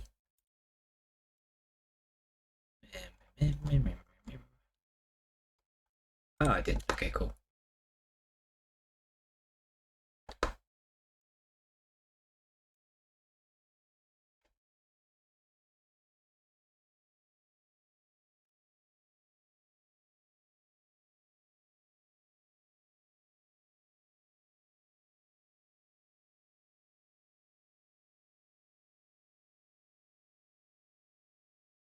And upload it on Twitter as well.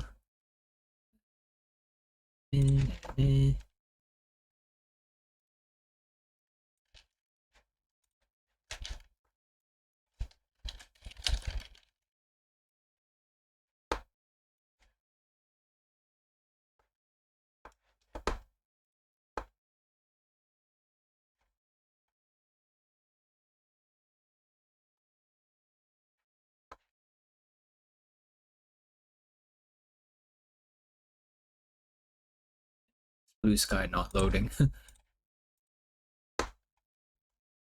Are you okay, Blue Sky?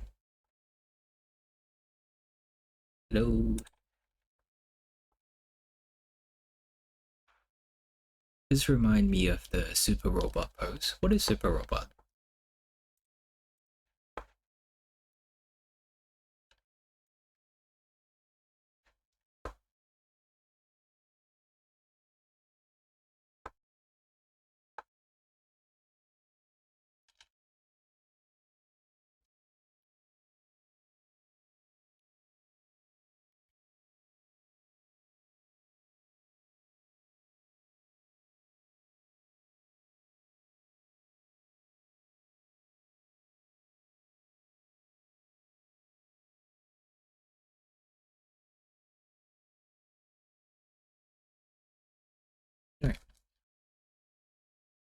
It's done. Next thing. Okay. Kind of forget to time myself again. Here. So 7. Bravery series. I don't think I'm familiar.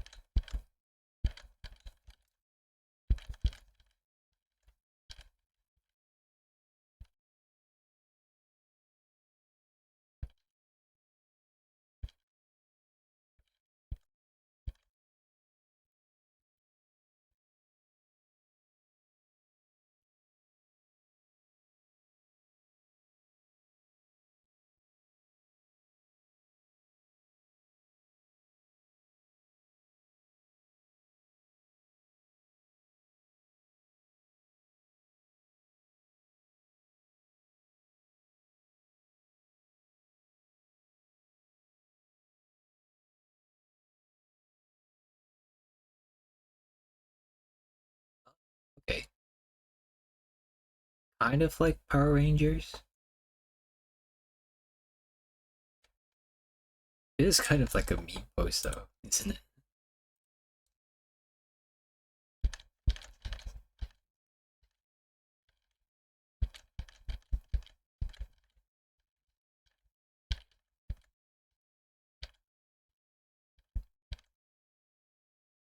I'll probably have to like write the Chinese letters or something here. What is it? What is it called in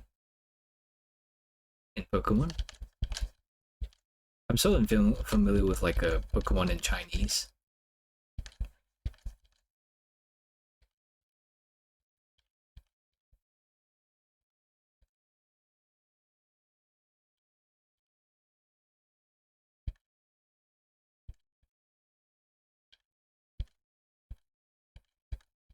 Of the eyes, yeah, looks very intense.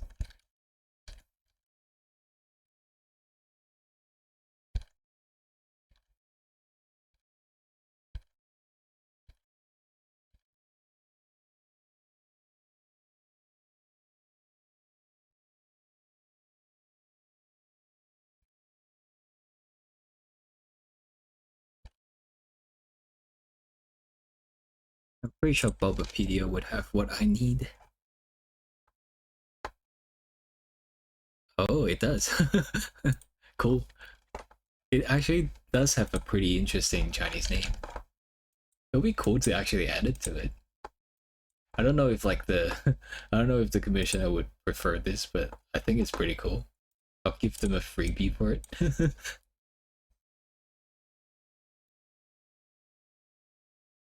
Let's see. What was my calligraphy pad?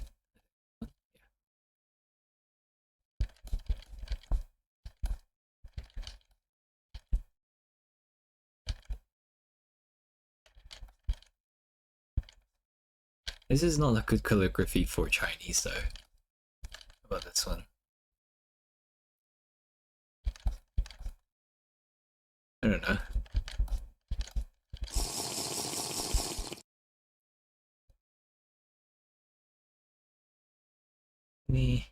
Thank you for the hydrate.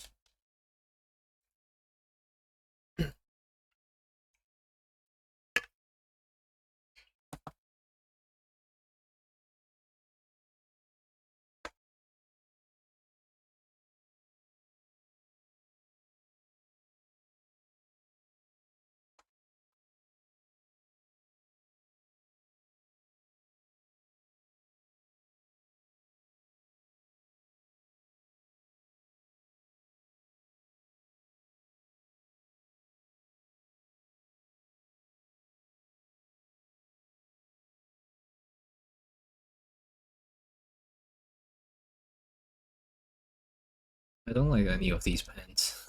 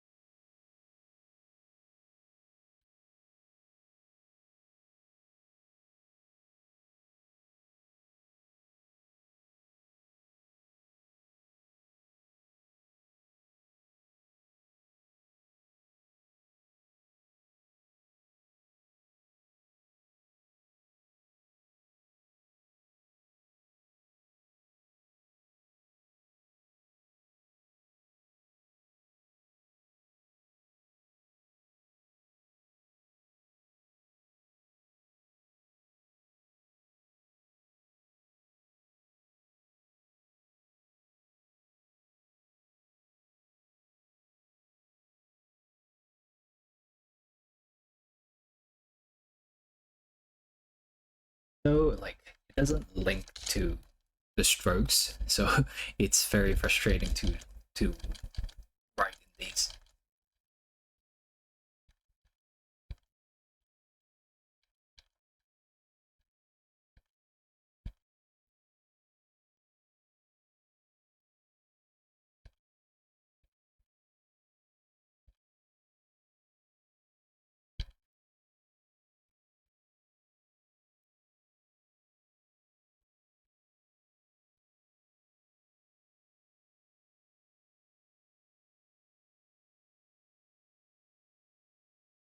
I guess this will do. This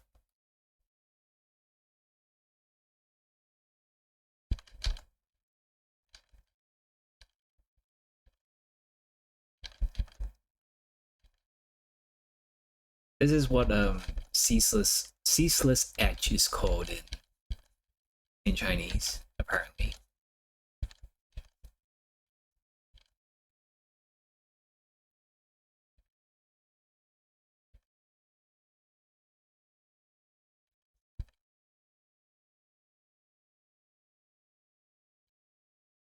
Don't ask me what it means, I don't know.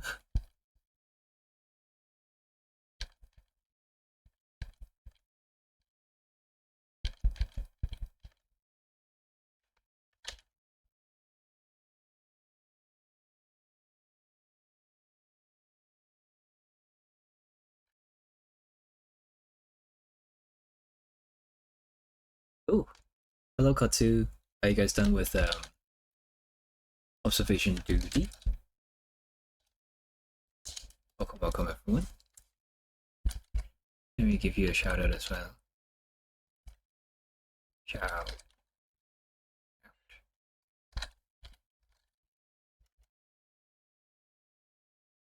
Done being done by ghosts, okay. Now we observe you. Right. You guys should definitely do the third one though. Because the third one is like really fun. Like fun in the sense that like you can actually just walk around and go straight up to the ghosts.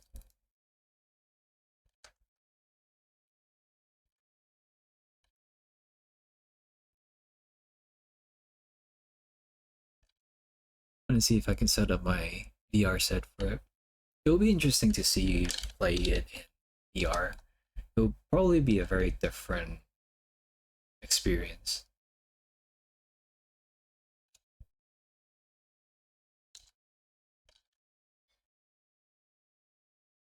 I don't know, I thought that was an illusion to issuing Samurai's Pokédex entry. You know how they just keep on cutting until they can't anymore. Right, I don't know. The last word is written wrong. Is it? Did I write it wrong? I don't think I did it wrong. Did I did it wrong? Isn't that how you write that word? Eh?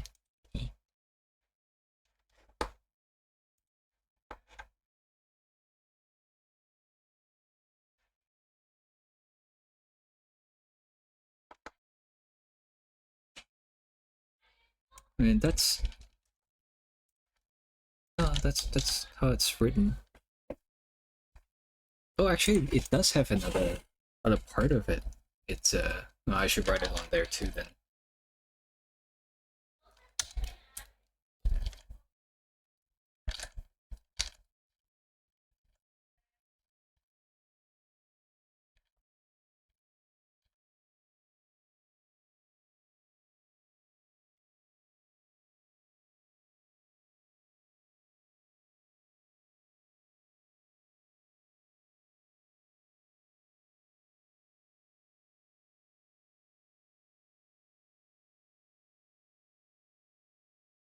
Great thing about like doing calligraphy on computer is that you can kind of just move things around. You can't do that on a piece of paper.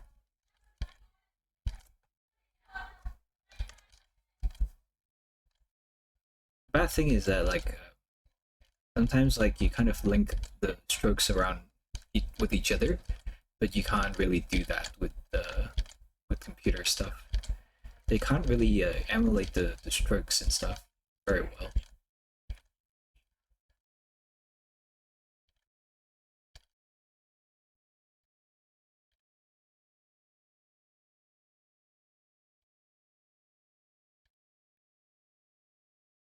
This is the full name.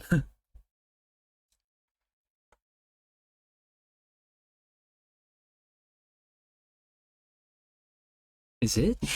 Did I don't know, but it's written here with like a C instead of a toe. I remember it being a toe as well, but I don't know. I'll change it then. What does it say? It says I don't know. It's a name for ceaseless edge in Chinese. If I have to translate it, it's probably like the some sort of secret sword art, and then uh, thousand waves or something like that. If I have to like translate it like directly.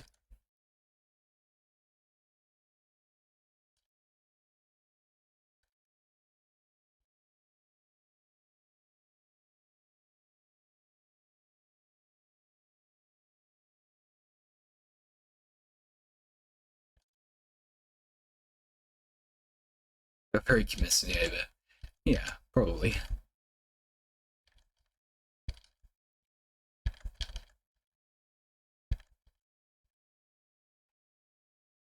There you go.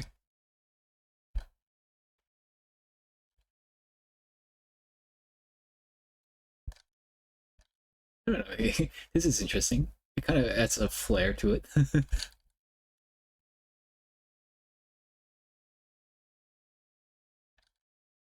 I would, thanks, but I don't. I wouldn't say it's like great. I don't know. Like if you actually look at some calligraphy for Chinese writing, then you'll notice like there will be a lot of difference with like what I can do with like computer stuff, and also what you can actually do with like those brushes.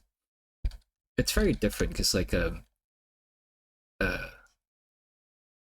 how would I say it? They have this like little pencil thing at the end, and you can't emulate that with computer brushes. Like these kind of stuff, I can kind of try to add it, but I don't think it will be very um natural looking, so I probably won't. It's alright. Something like that is good enough, I think.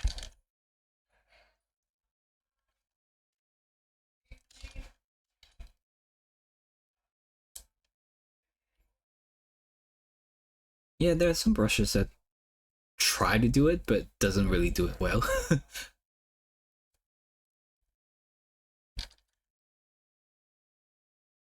Which is unfortunate.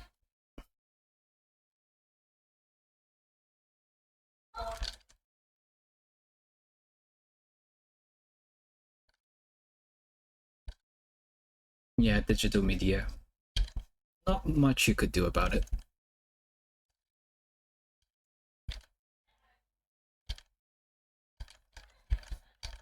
Like if they can actually emulate something like that, then yeah, I can probably try and do something that's like a Chinese painting.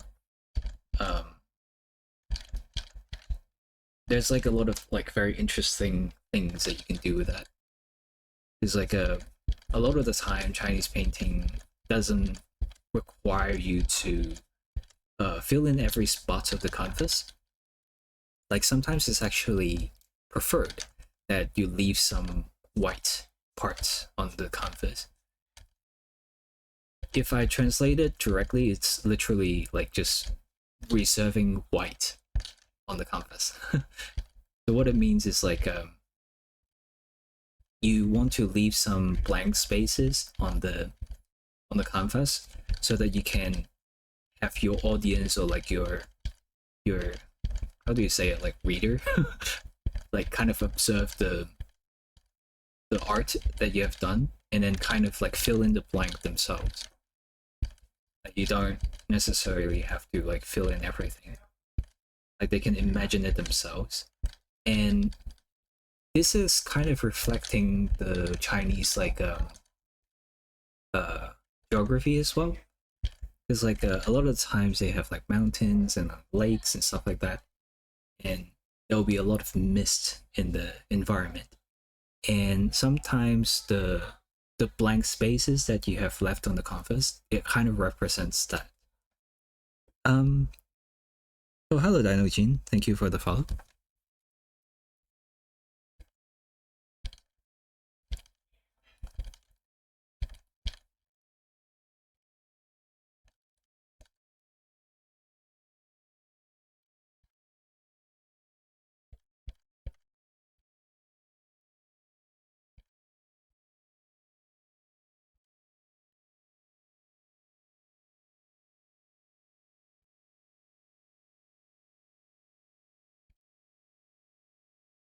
If I have to like put a comparison to what I'm doing right now already, is that like I leave like these background spaces to be blank, and then you guys, you guys can imagine like a like this character is standing on.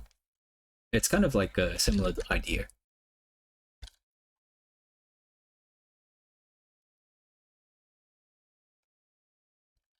When I first started doing art, I was actually doing a lot of Chinese painting. Actually, it was quite fun, although I didn't do it well back then.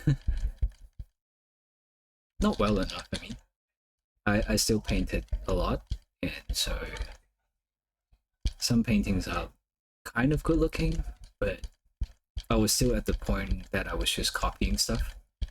So I wouldn't say those art pieces belong to me necessarily.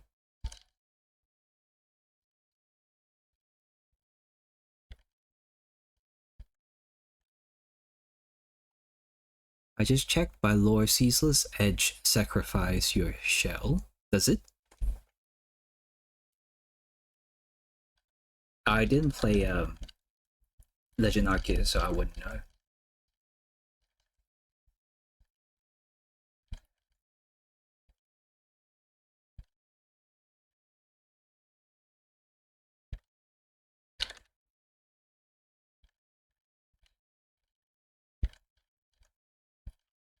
guess it would make sense though. It's like in the game, you're supposed to cut your enemy with a ceaseless edge, and then somehow you leave a lot of spikes on the battlefield. Hoi!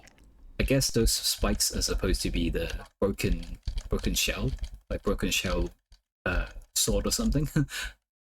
Hello, Batuka. Welcome, welcome. How have you been doing?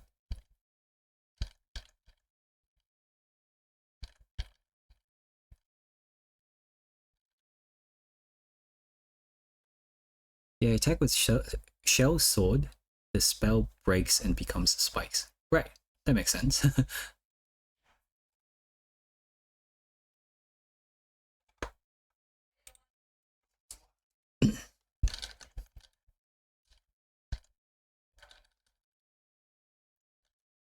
They sell seashell swords by the sea sword store.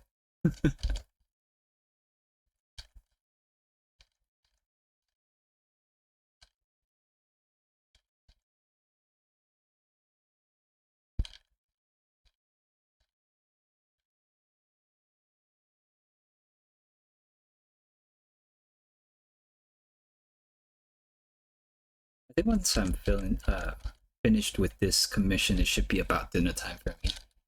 So probably I should speed up a little bit, just so I can probably try to finish this on stream instead of like off.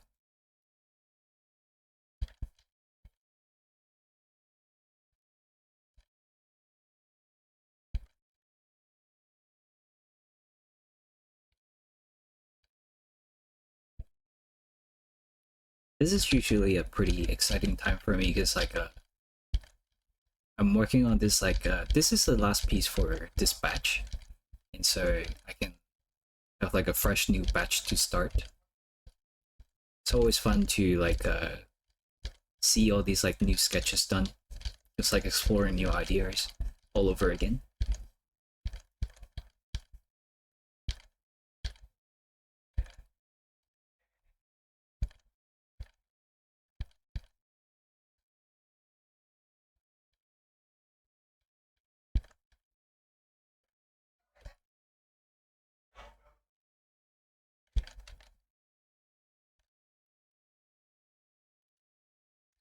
Are you a part of it?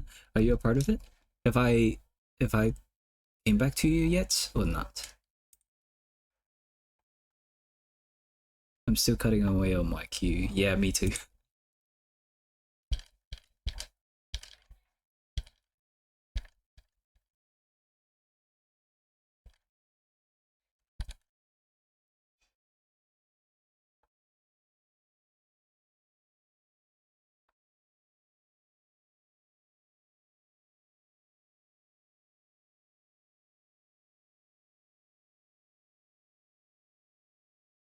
You haven't gotten anything? Okay.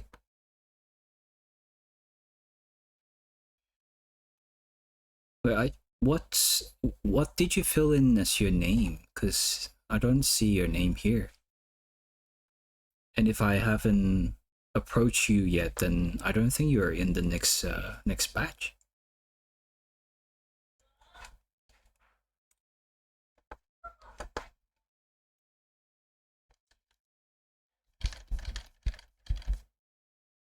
Oh, okay. Wait, let me see. I saw it just now. Wait.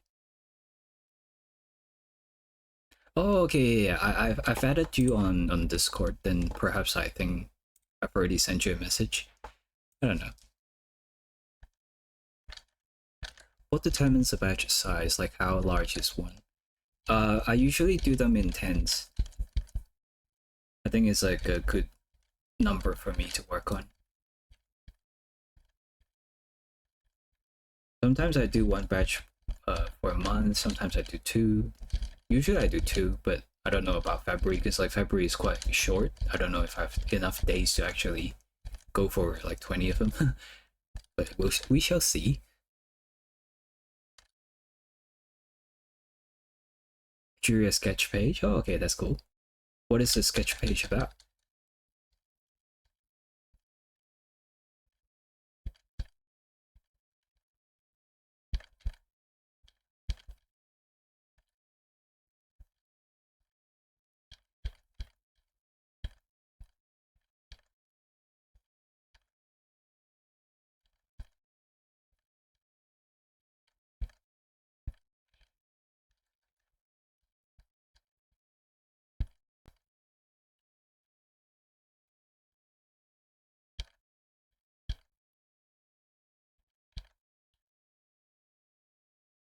Another drew me a talkative VTuber model for streams. Oh, nice. So you will have like a new VTuber. That's exciting.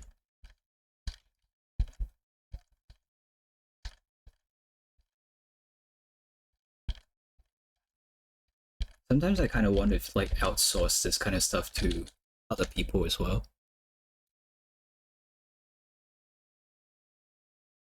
Two full bodies and three solo-duos, right?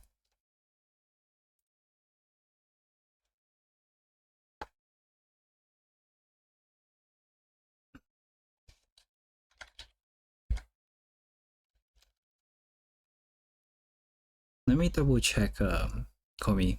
Let me see if like I actually got you there. Mm-hmm. Yeah, I sent you a message already, yeah. Oh, good.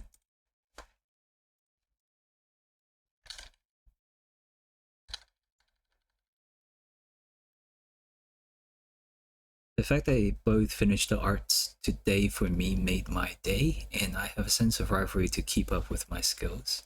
Okay, I see. Like sometimes like I'm like I don't have the time to draw all these like emojis and stuff. I probably want to like pay someone else to do it. But then I'm like if I make them do it, then does that mean that like the style of like all the emotes will be different then? Because it won't be under my pen. The style might be different, and then I'm like maybe I should just do it myself.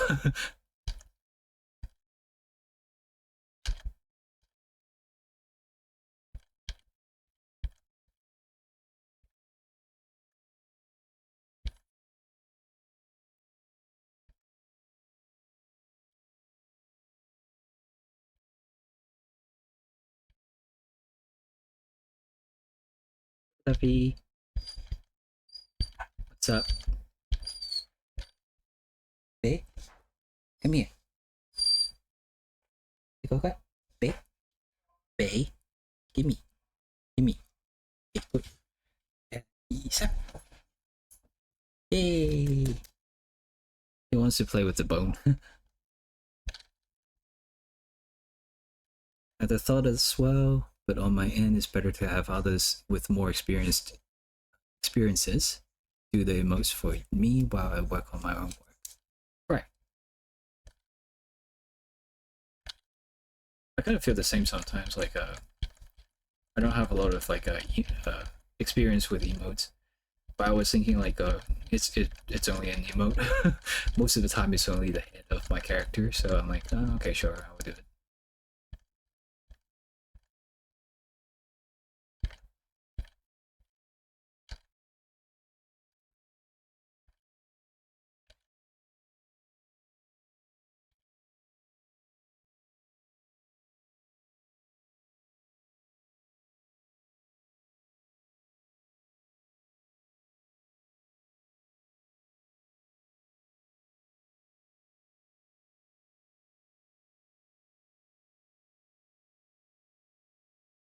I do have this new emote though.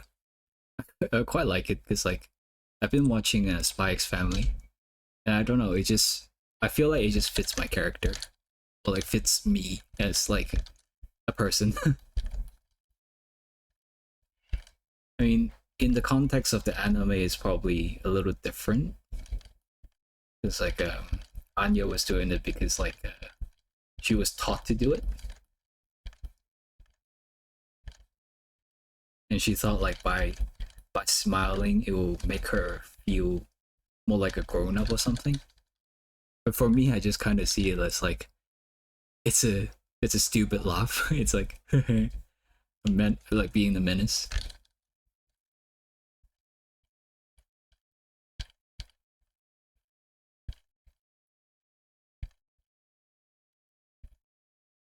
Alex Family is a fun one. Yeah, it is.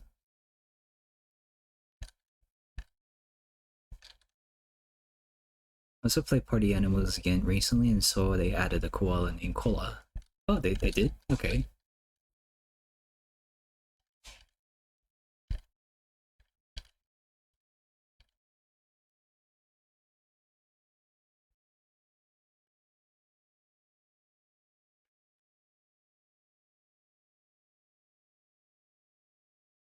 It's kind of funny though, like for Spike's family, we often forget that like the the main characters they kind of kill people for a living in the regular, and we kind of just love them for it.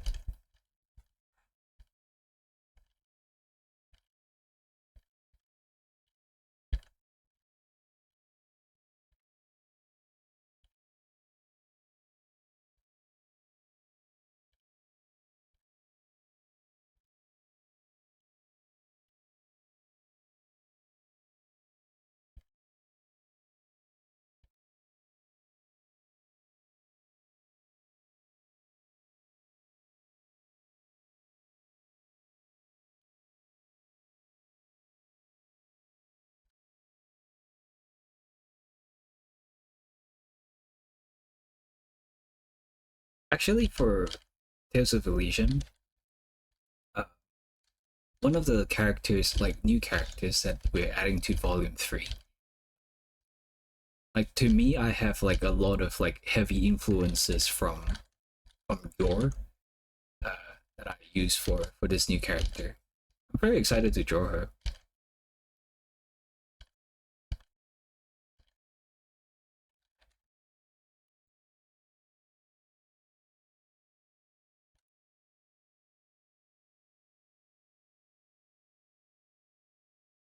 Yeah, well, it's a spoiler, but like you just have to know that there's a new character in Volume 3 that's gonna be influenced by your quite a bit.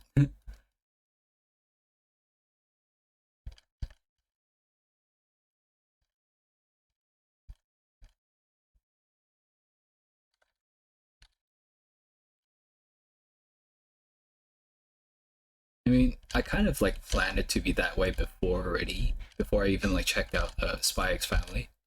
But yeah, if there's already like a successful blueprint out there, then why not? You know, and take some elements here and there.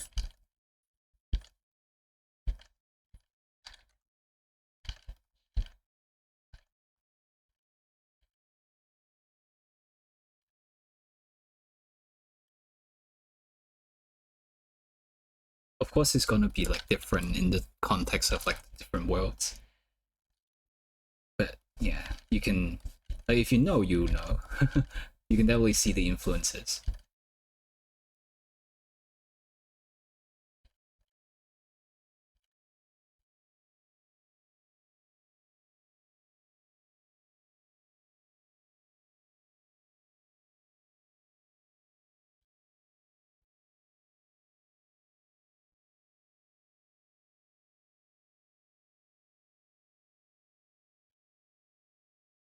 Better make awful food. Probably actually. Speaking of food, I was actually picturing because like I was like doing a little bit of like a sketch idea for when Vargas and Leon first met, like as a like a kind of canon event for them in Tales of Elysium. And I'm thinking like in the relationship, Leon is probably the one that cooks because I feel like Team Spartan, like Michaela's probably wouldn't cook, Vargas probably can't cook, and then Karina, Karina wouldn't be able to cook as well. So I'm like thinking, yeah, probably Leon's the only one that cooks, and I think that will make an interesting story.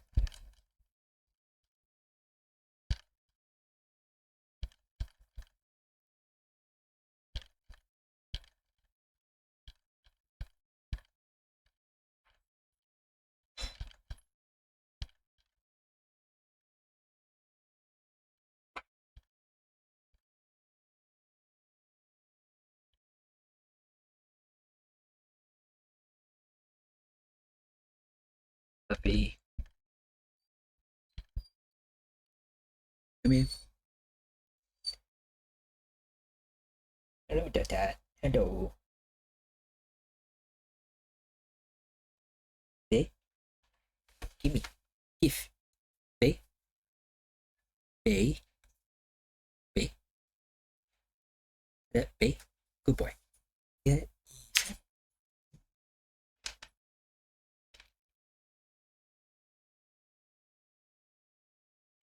already forgot the old Floso's name. His name is Marvin.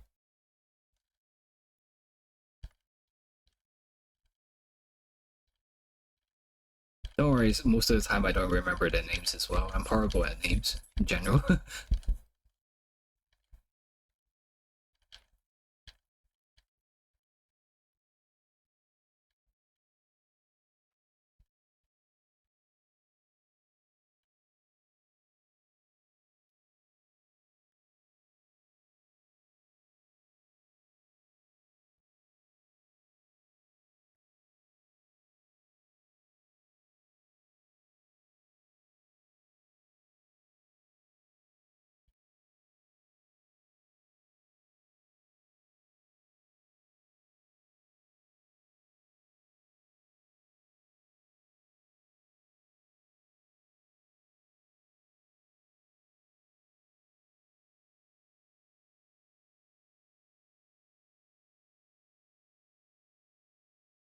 Yeah, I'm easily forgettable.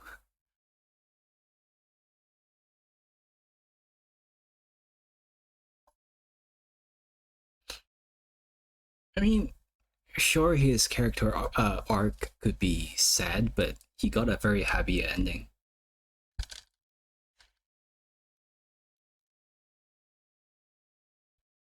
Does Dewott have like a blue belly? Blue what? No, okay.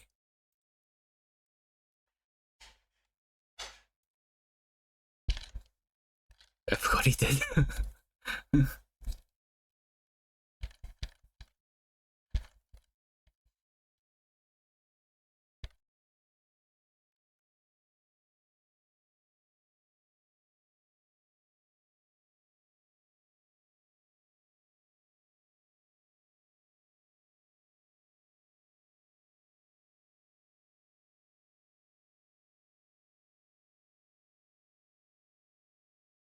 He got dusted.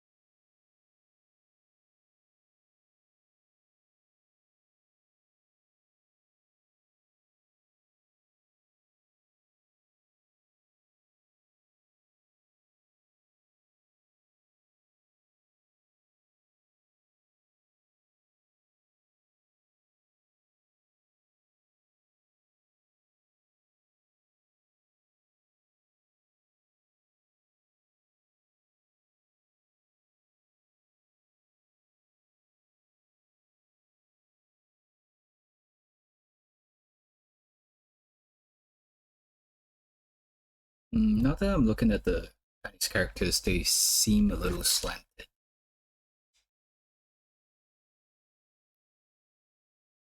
Always flip your canvas, everyone. You kind of see like all the imbalances. It's very easy to see, to spot when you have actually like a flip the canvas versus like a if you didn't. I always check it to see if like everything is like symmetrical at least.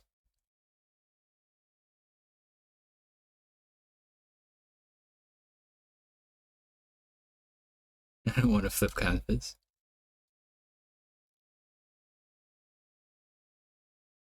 It's the job of like an artist. We have to do that. We have to do it to check everything. It's the same as like a when people do like value checks, I think.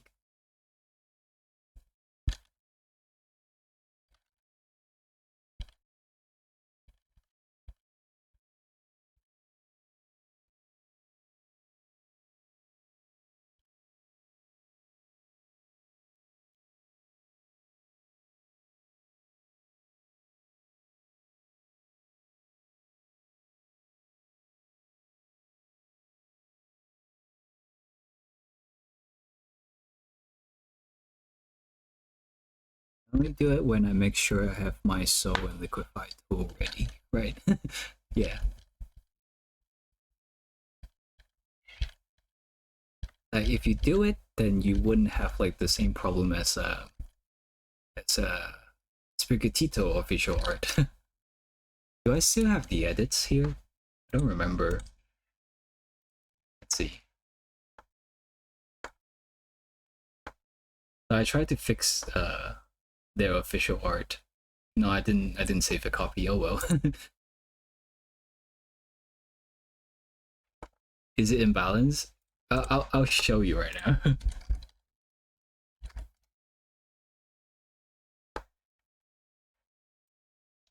Oh my god! Just look at it. Look at this thing. Look at this thing. Now you've seen it, you can't unsee it. It's not the head. It's the eye. Like the eye placement. This one right here. It should be here, and then the other one probably need to move a little bit as well. It should be something like that.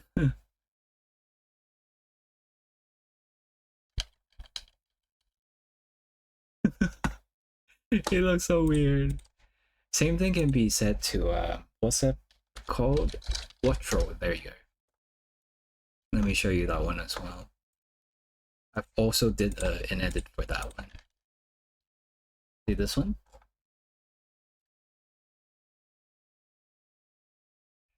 So yeah, the eye is again the problem. Somehow, somehow, the front eye is kind of looking this way, and then this eye is looking like up.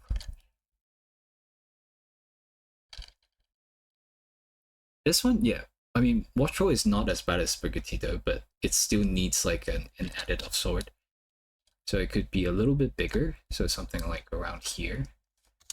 That would fit it a lot more. But no, they have to fuck it up. But yeah, the Sprigatito one is definitely criminal.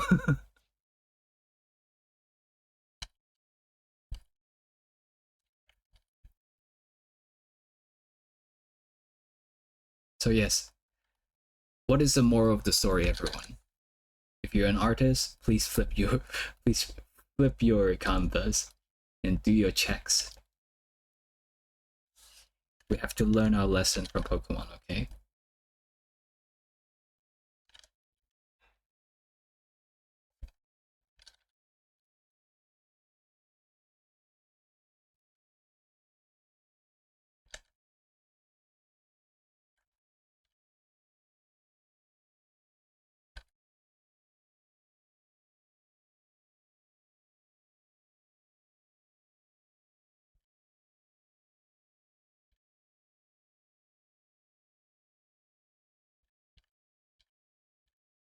It just baffles me that like it's Pokemon, right? And they're still making this sort of like rookie mistakes. It's like SMH my head.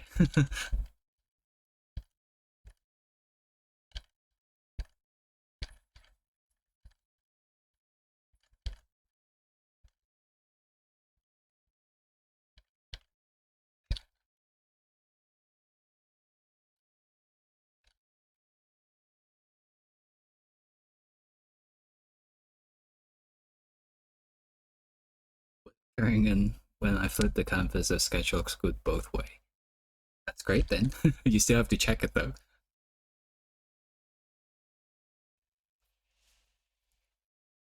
Is what happens when they rush out a new game every year like they do, right? Very sad.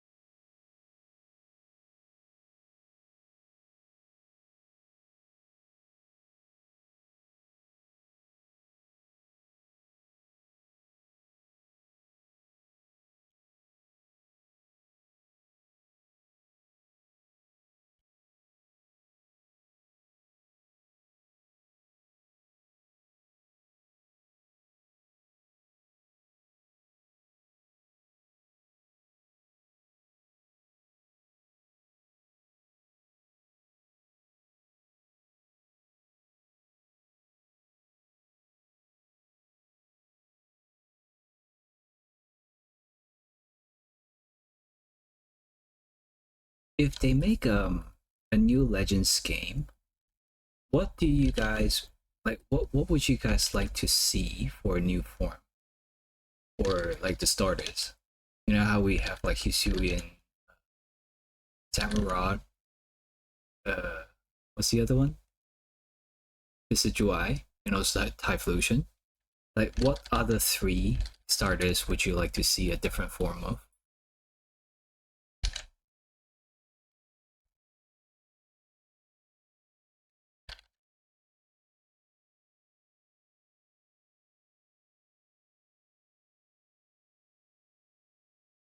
Gen 7 would be fun. Right.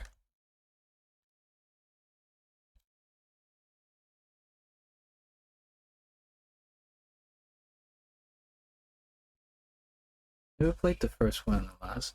I'm kind of tired of the whole regional variants shtick. Really, I find that kind of interesting. You basically kind of take the same Pokemon and just like make tweaks to it.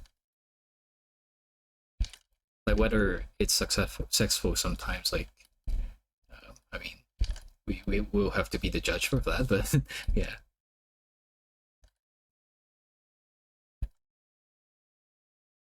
Like some forms actually breathe new life into design.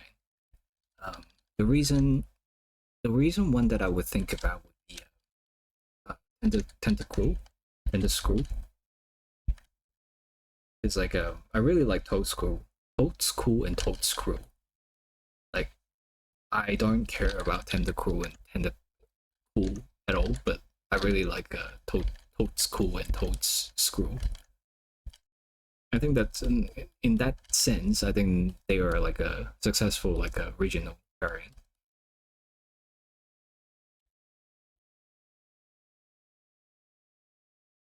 Ice Century, yeah, that one is nice too.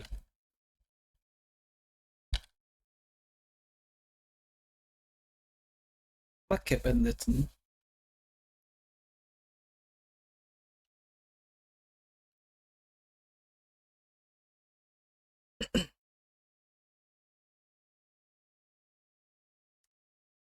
This time Litten stays on all four. Right. That will be interesting. Ancient Totera. Alright, okay. Toadschool is a different Pokemon though, yeah. I mean, kind of like they say is like convergent evolution, but I kind of still look at it as like a original variant.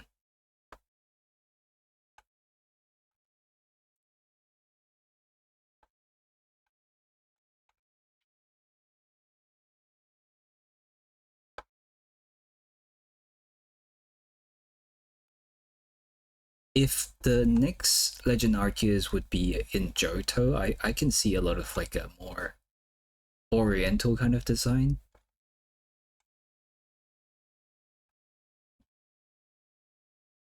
I'm trying to find the Samurai thing here. Okay, so it's kind of like this. Alright.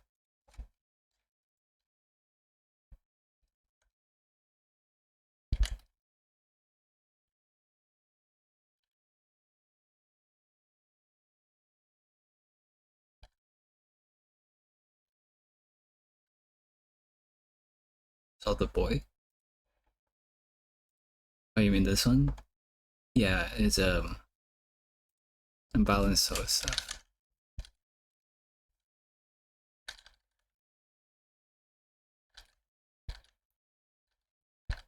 If they make another Legends game, I want them to explore the original dragon. Yeah, that would be cool. Or that one would be reviewed when we get to the cheap remake of like Black and White.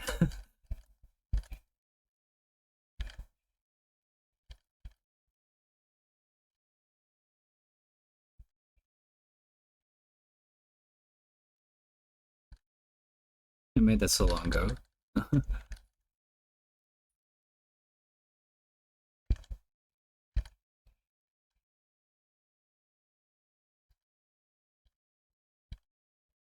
Well, it will have like a revitalized life now if I'm gonna do the commission.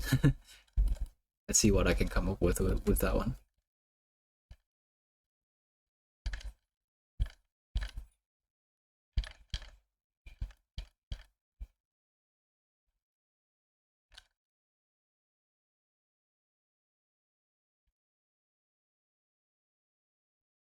I'm surprised he didn't do original Eevee. Cremus. Right, Cremus. Cremus kind of looked like a flying type Eevee. I mean, we kind of did get the Gigantamax Eevee, so I guess it's kind of like an regional evolution. A regional Eevee, if you will.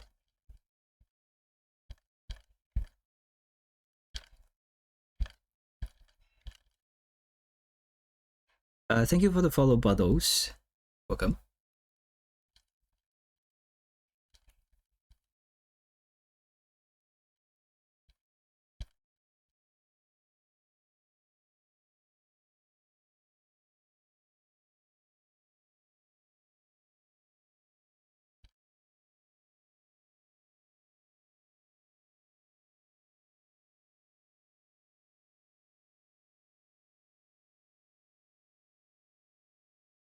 Do you guys think for Gen 10 we'll get a new evolution?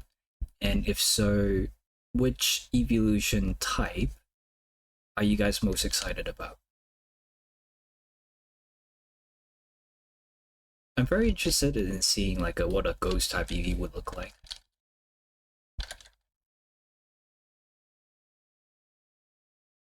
Those are just POW Day and regional variants. Hahaha.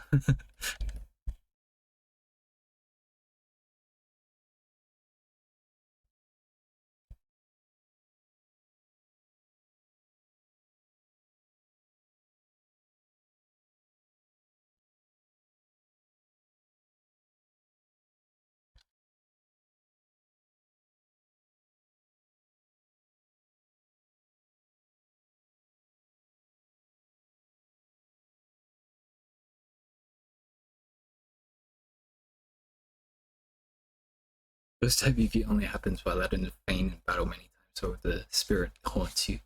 That sounds too unfriendly for an Eevee. I feel like they won't go for an idea like that.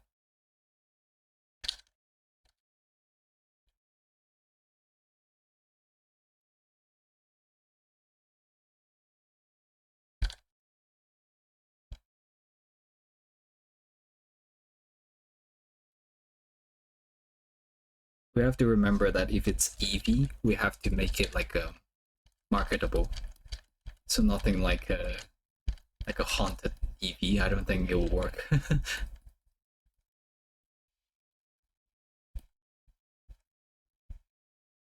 As much as people have a distaste on Eevee for it being like super overly hyped or like overly sold by the Pokemon company.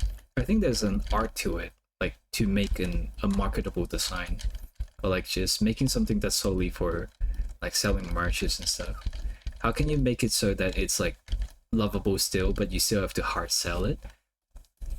I think it's a delicate balance.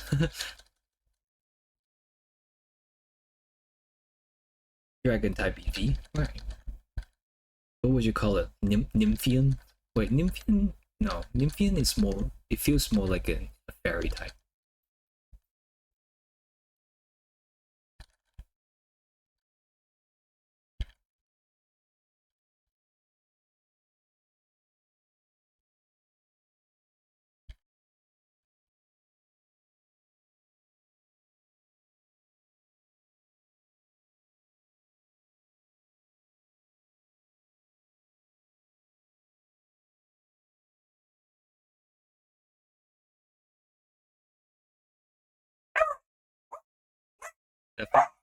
The fish.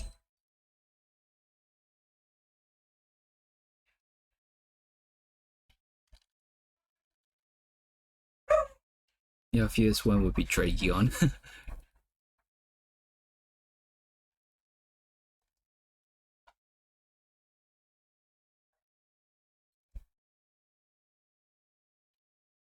Looks better. This arm should be a bit lower.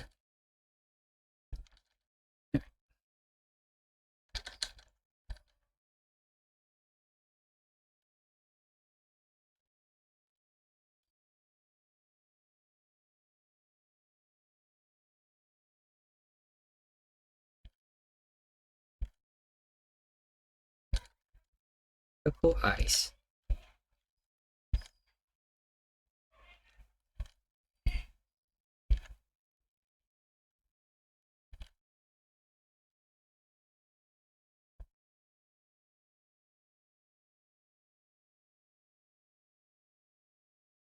And if that is on a team with a few ghost types after X battles, becomes attuned with the ghost energies of them and takes on a more spiritual form. Hmm. I think for a ghost EV, it might be better off if we come up with the name first, and then we come up with like how it evolves. I think it would make more sense that way.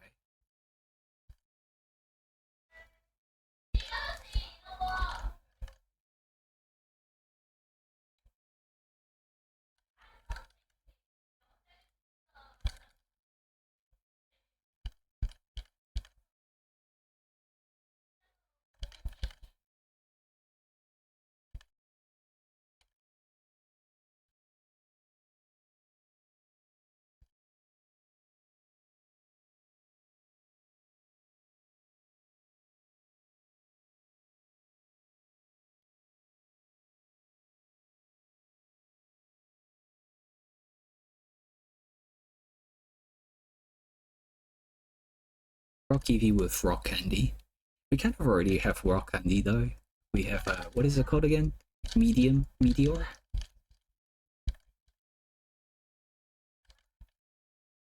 Meteor. That's the name. Yeah.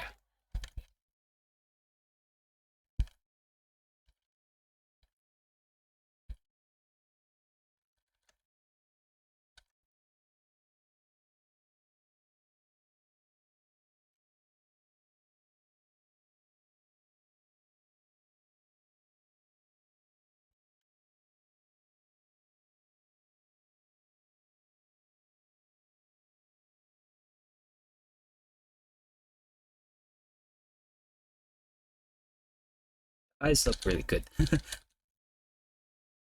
The purple really shine. Okay. Oh, let me do all the texture stuff.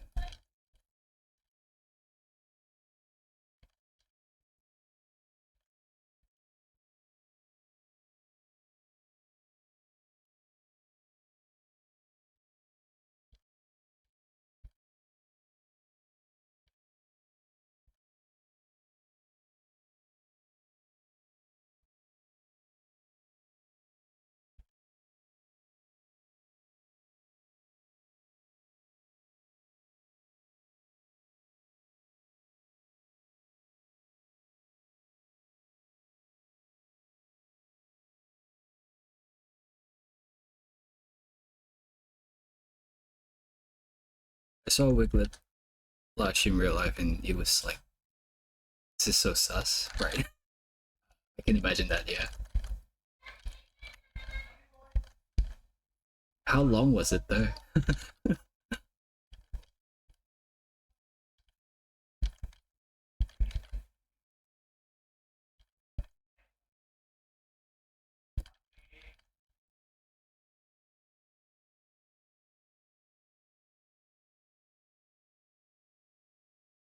How long is my arm? Wow. Okay, I see.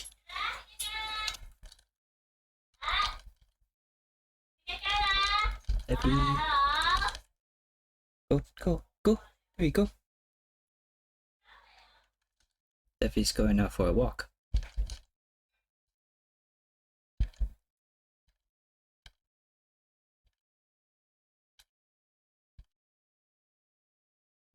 Hoi!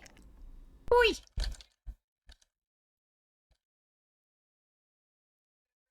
I'm surprised no one is pressing on boom yet. Boom! Boom. I need to find my my fellow losties again.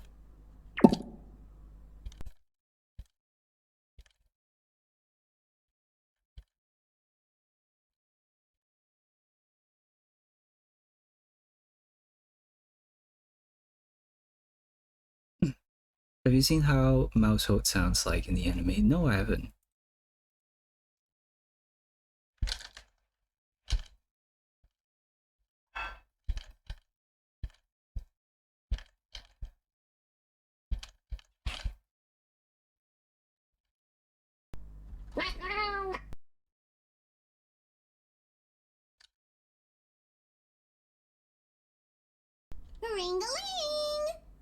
Ring-a-ling! I'm debating whether I should put the Japanese version or like the English version for that one. The Japanese version is just like wing wing wing. Oh, it's Japanese. I couldn't find it. Like even the one that I have on right now, they're like recordings of like I'm playing it super loud on my computer. I'm recording it through my mic. Thank you for the follow, Reina de Vaporeon. I'm not confident if I can actually find the Japanese recording, so we'll just have to deal with the English version.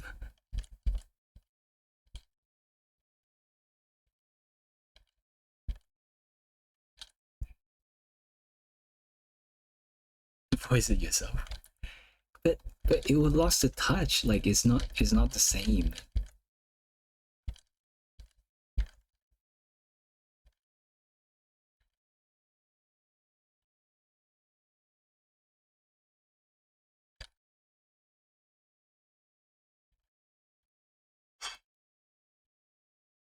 I can't do Lily's voice. Lily's voice is so it's like a kind of annoying like Japanese girl kind of voice.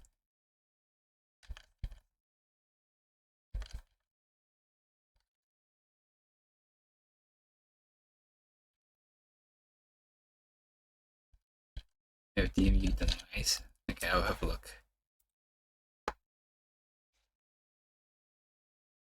Raina the Vaporeon just said, if you had a choice between unlimited bacon but no games, and unlimited games, but no games, what would you choose? I did not make a typo. If you had a choice between unlimited bacon but no games and unlimited games but no bacon, you mean? What would you choose? Well, I don't know. Bacon, I would choose.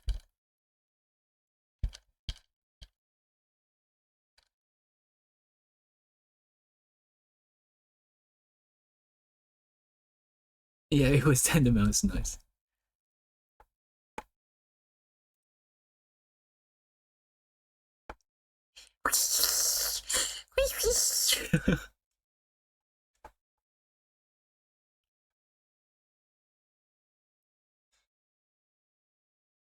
It sounds like someone just lost their voice and trying to make like a because of a sore throat.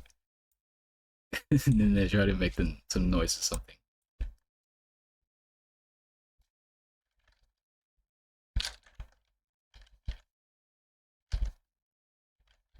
That's funny. It's funny though, also because like in the game, they don't have a cry somehow.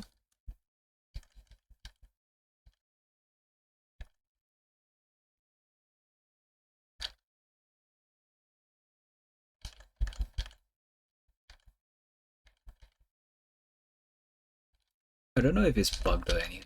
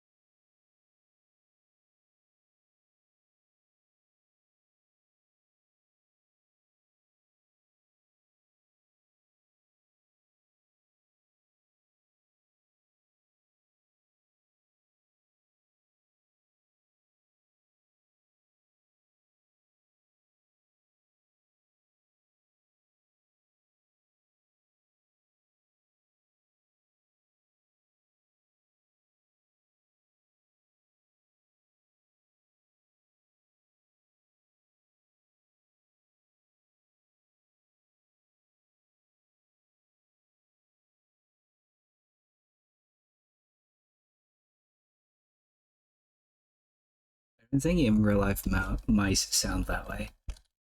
If anything, like with an HL mouse, I'll probably make fun of like Mickey Mouse. Mickey Mouse is already in the public domain, so why not?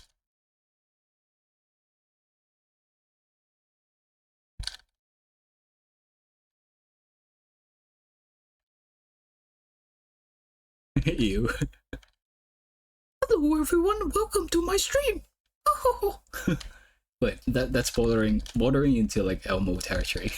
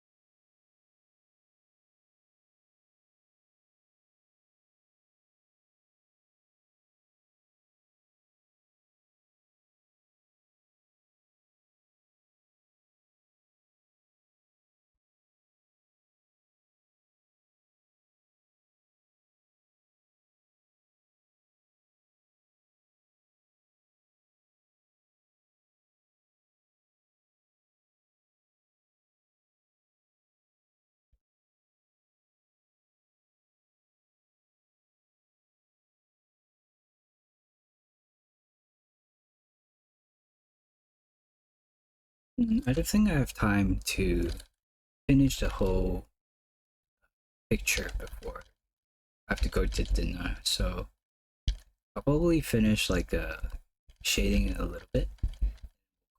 Today. What should I be doing tomorrow? I might do some sketching. I finish this commission later tonight, and then probably tomorrow we can start coloring in some comic pages, I think.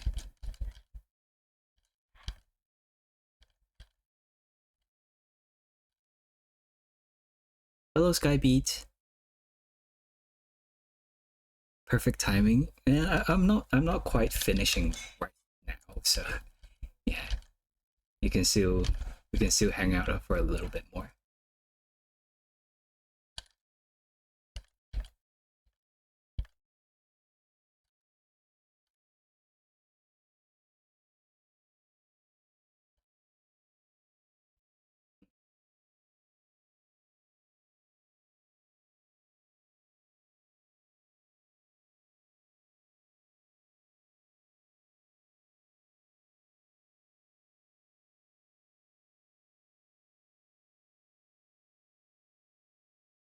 Yeah, excited to get the comics going in.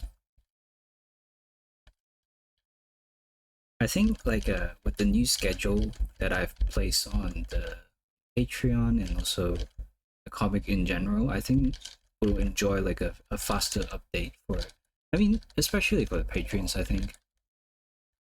Because right now I'm releasing all the sketches that I've done for the pages for them. So they've already know the story bits like 8 pages ahead.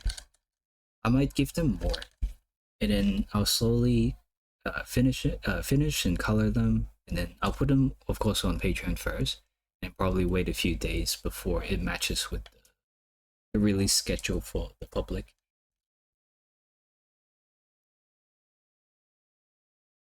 I mean, still working on my baby, so I'd say my timing was spot on, and no matter what the level of progress is. Oh, okay. In the flames. She's so gorgeous. Oh, by the way, I had this idea just now. We were talking about on stream of like adding these like kanji or like Chinese words on there. So these Chinese words actually mean just ceaseless edge. Like it's a Chinese name for it. I thought it kind of matches with the vibe. What do you think?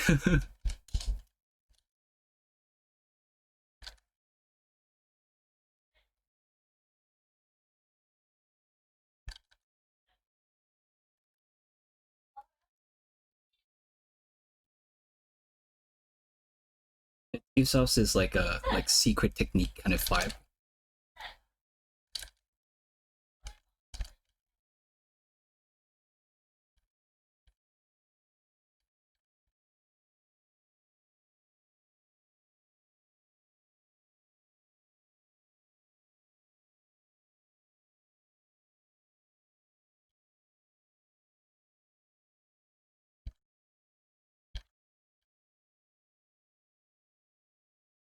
Actually, it's perfect in the story I'm writing. This part of her arc takes place at the dojo she was raised in. Oh, okay, nice.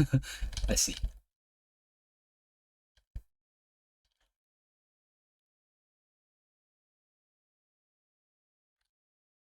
Is that the Japanese for ceaseless edge? I see. I prefer the Chinese version.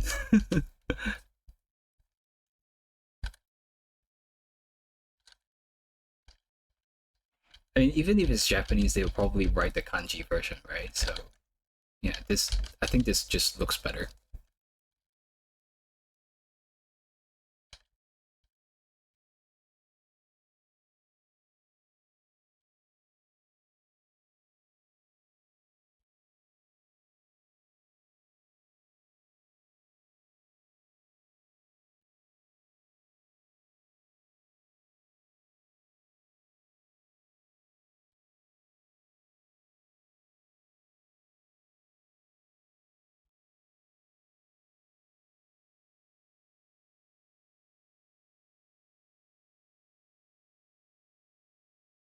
Heavy part come from? No, I don't like Aries is talking about this letter here. It in Chinese, if you translate it directly, it means heavy. But I think it actually means like folds, like 1,000 folds of waves. It's not chong, it's chong, 轻重, to. So yeah, I think it means that way. The Japanese would probably fit better with the lore, but I'm sucker for aesthetics. No, yeah, I know what you mean. Like, but I think like I'm talking about like how in Japanese, I think they'll still write it this way in the kanji version.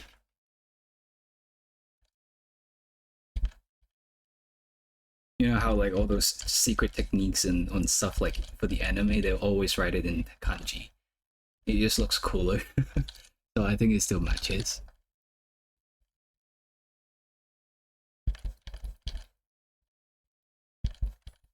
Yeah, the funny part of about Chinese, like the same letter can actually mean very different things.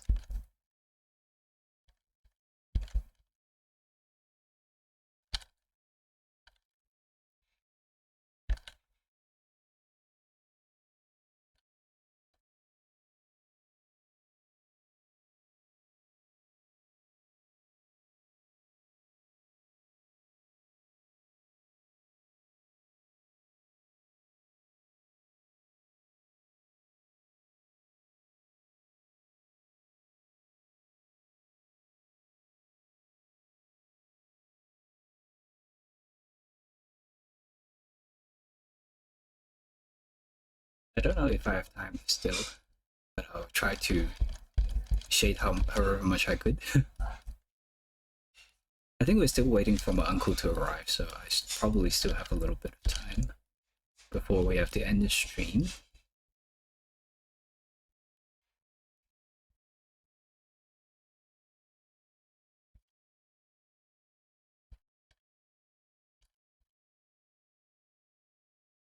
Also, I don't know if you know anything about my story, but I'm a little stuck on how exactly to give her the scimitar. I have two ideas, but I have no idea which one to go with.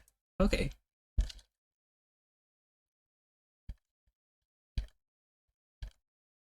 It could be passed down. It could be something that's left by like an old master or like a her dad or something, or like a relative of sort, or like an ancestor.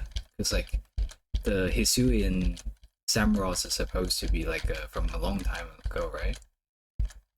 So it could be like something that's been passed down like throughout the generations.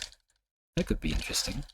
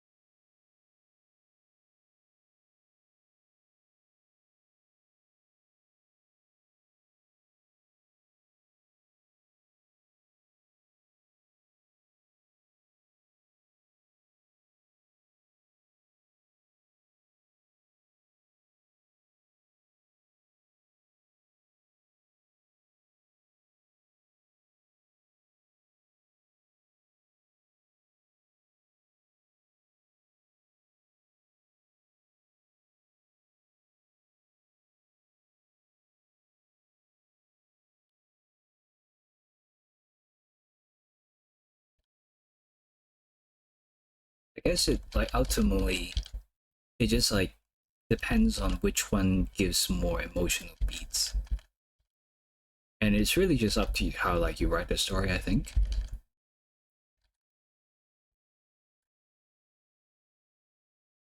Yeah, what Komi said could be interesting too.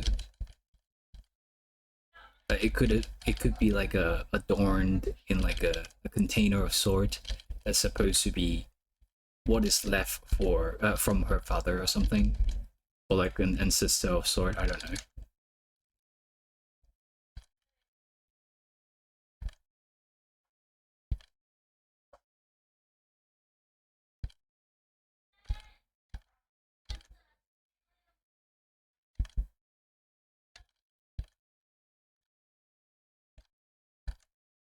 she could be like a. I don't know if it's gonna be the same for Japanese, but for us we have like a table with like all these like how do you say it? All these like a wooden thing that's supposed to represent our ancestors, and we go there and we usually put incense on there to pay our respects. I don't know if you could use that or not. And sometimes like it will have like a treasures that have been left by our ancestors to be placed there. You know, I'm thinking like of a scene where she could be like going there and paying her father, her past father, some respects, and then she's gonna be like, I'm sorry I couldn't protect you all this time. And then she takes this sword and she's like, oh, but I swear I'll, I'll, I'll give you revenge or something. I don't know.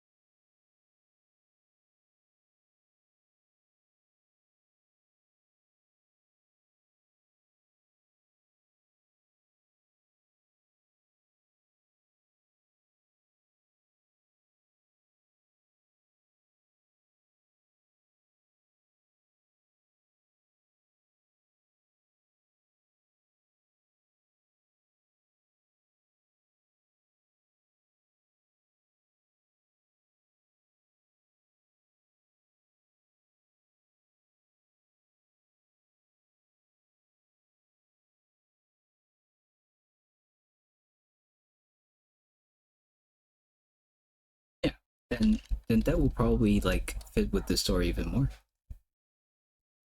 Or even so, like maybe the brother has been trying to wield the sword and try to like perform the secret art of like ceaseless edge, but he never succeeded. But then she is able to do it. She wields a sword.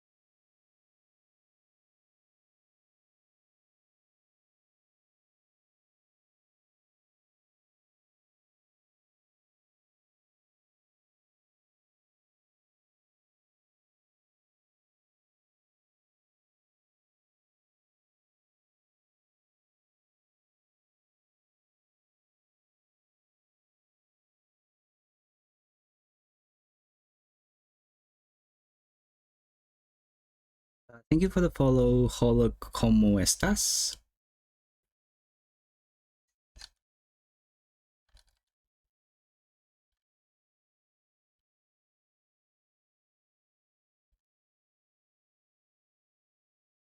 All right, thank you for hanging out, Batuka. Have a nice rest.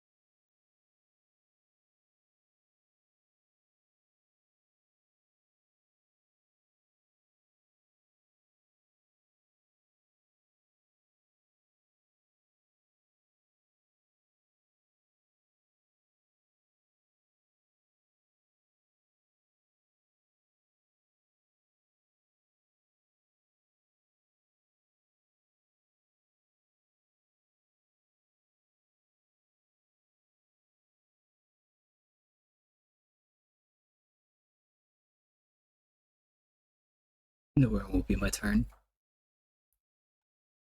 Have you filled in the form? Let's see. 183. I'm currently up to 165, so soon, I guess.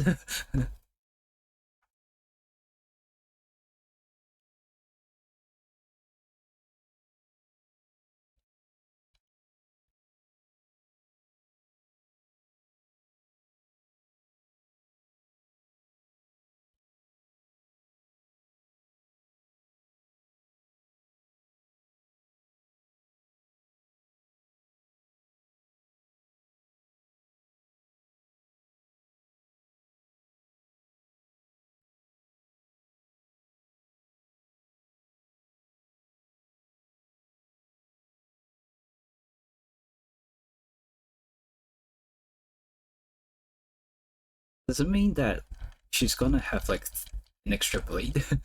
Like she's gonna have 3 blades? Is she gonna be like a Zoro?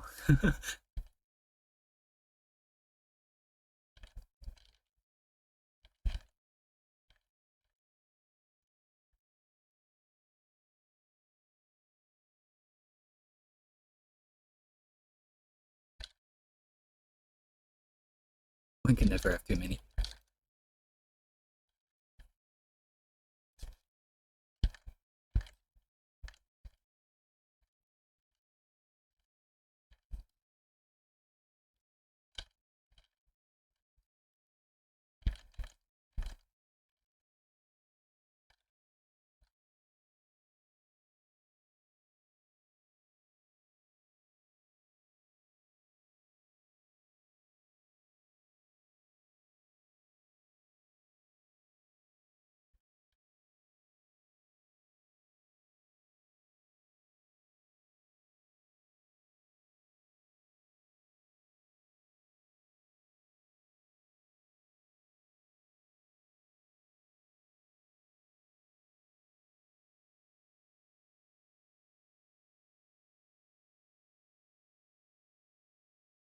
I'm so surprised though, like that a lot of people actually, a lot of like Samurats and Dewott characters. Like in the new batch, I'll probably be drawing another Samurai too. I think it's from Call Me actually.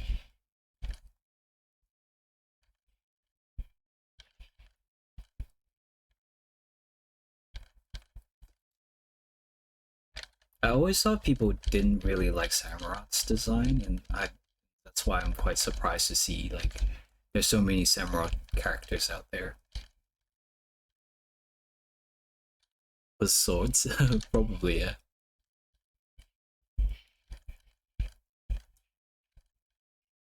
But then we also have the literal sword in Aegislash.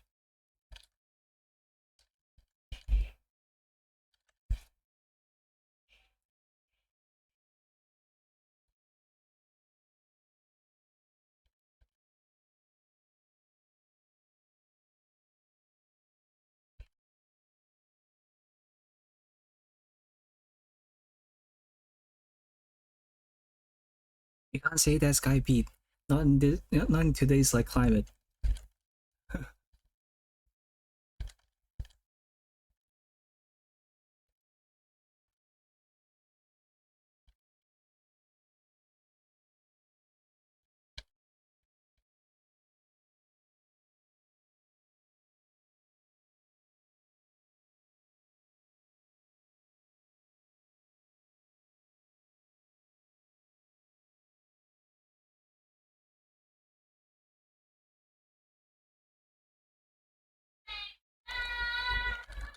Oh, it's time for dinner.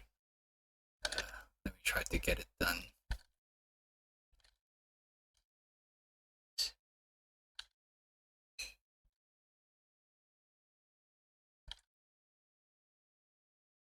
Yeah, I know.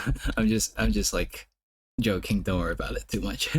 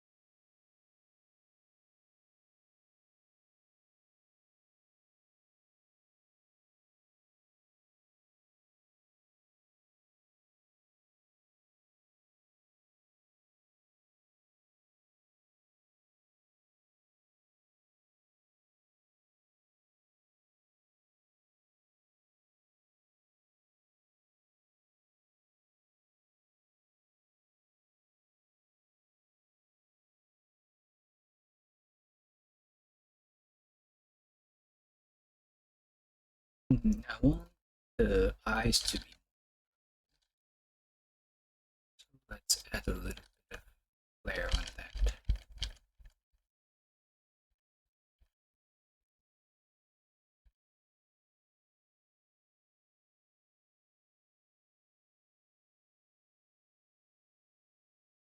Ooh.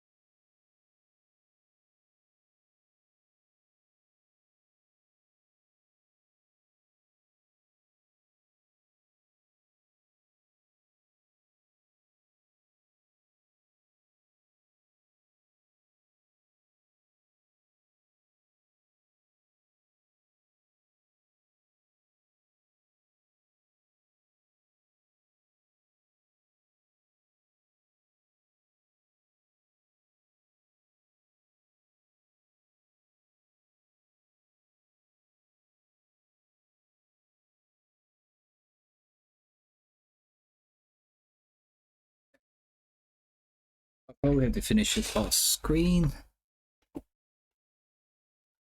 Yeah, it's time for dinner for me, so unfortunately I have to end it here. Let me see. But yeah, I'll send it to you later, Skybeat, once I'm finished with dinner and stuff like that. Let's see. I'm not too far off as well, so it's kind of unfortunate. Let's see Hoi. if we can rate someone. Ah, Mooch. Yeah, thank you everyone for coming. Let's see who we could rate.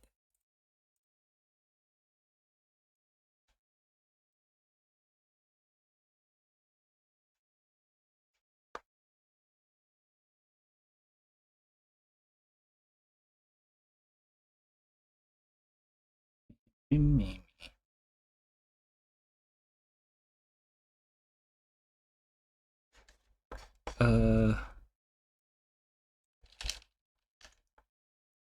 Let's go with lag JPEG, I think that's what they're called. But yeah, thank you everyone for coming again. I might stream tomorrow or something like that. So follow me on Twitter if you want all the notifications and stuff like that. Yeah. Let's go right lag. Alright, see you guys. Thank you everyone for coming. Bye bye, bye bye, bye bye. Let me start the raid as well. Hope everyone have a good rest wherever you are in the world and a very good day. Alright, see you guys. Bye bye.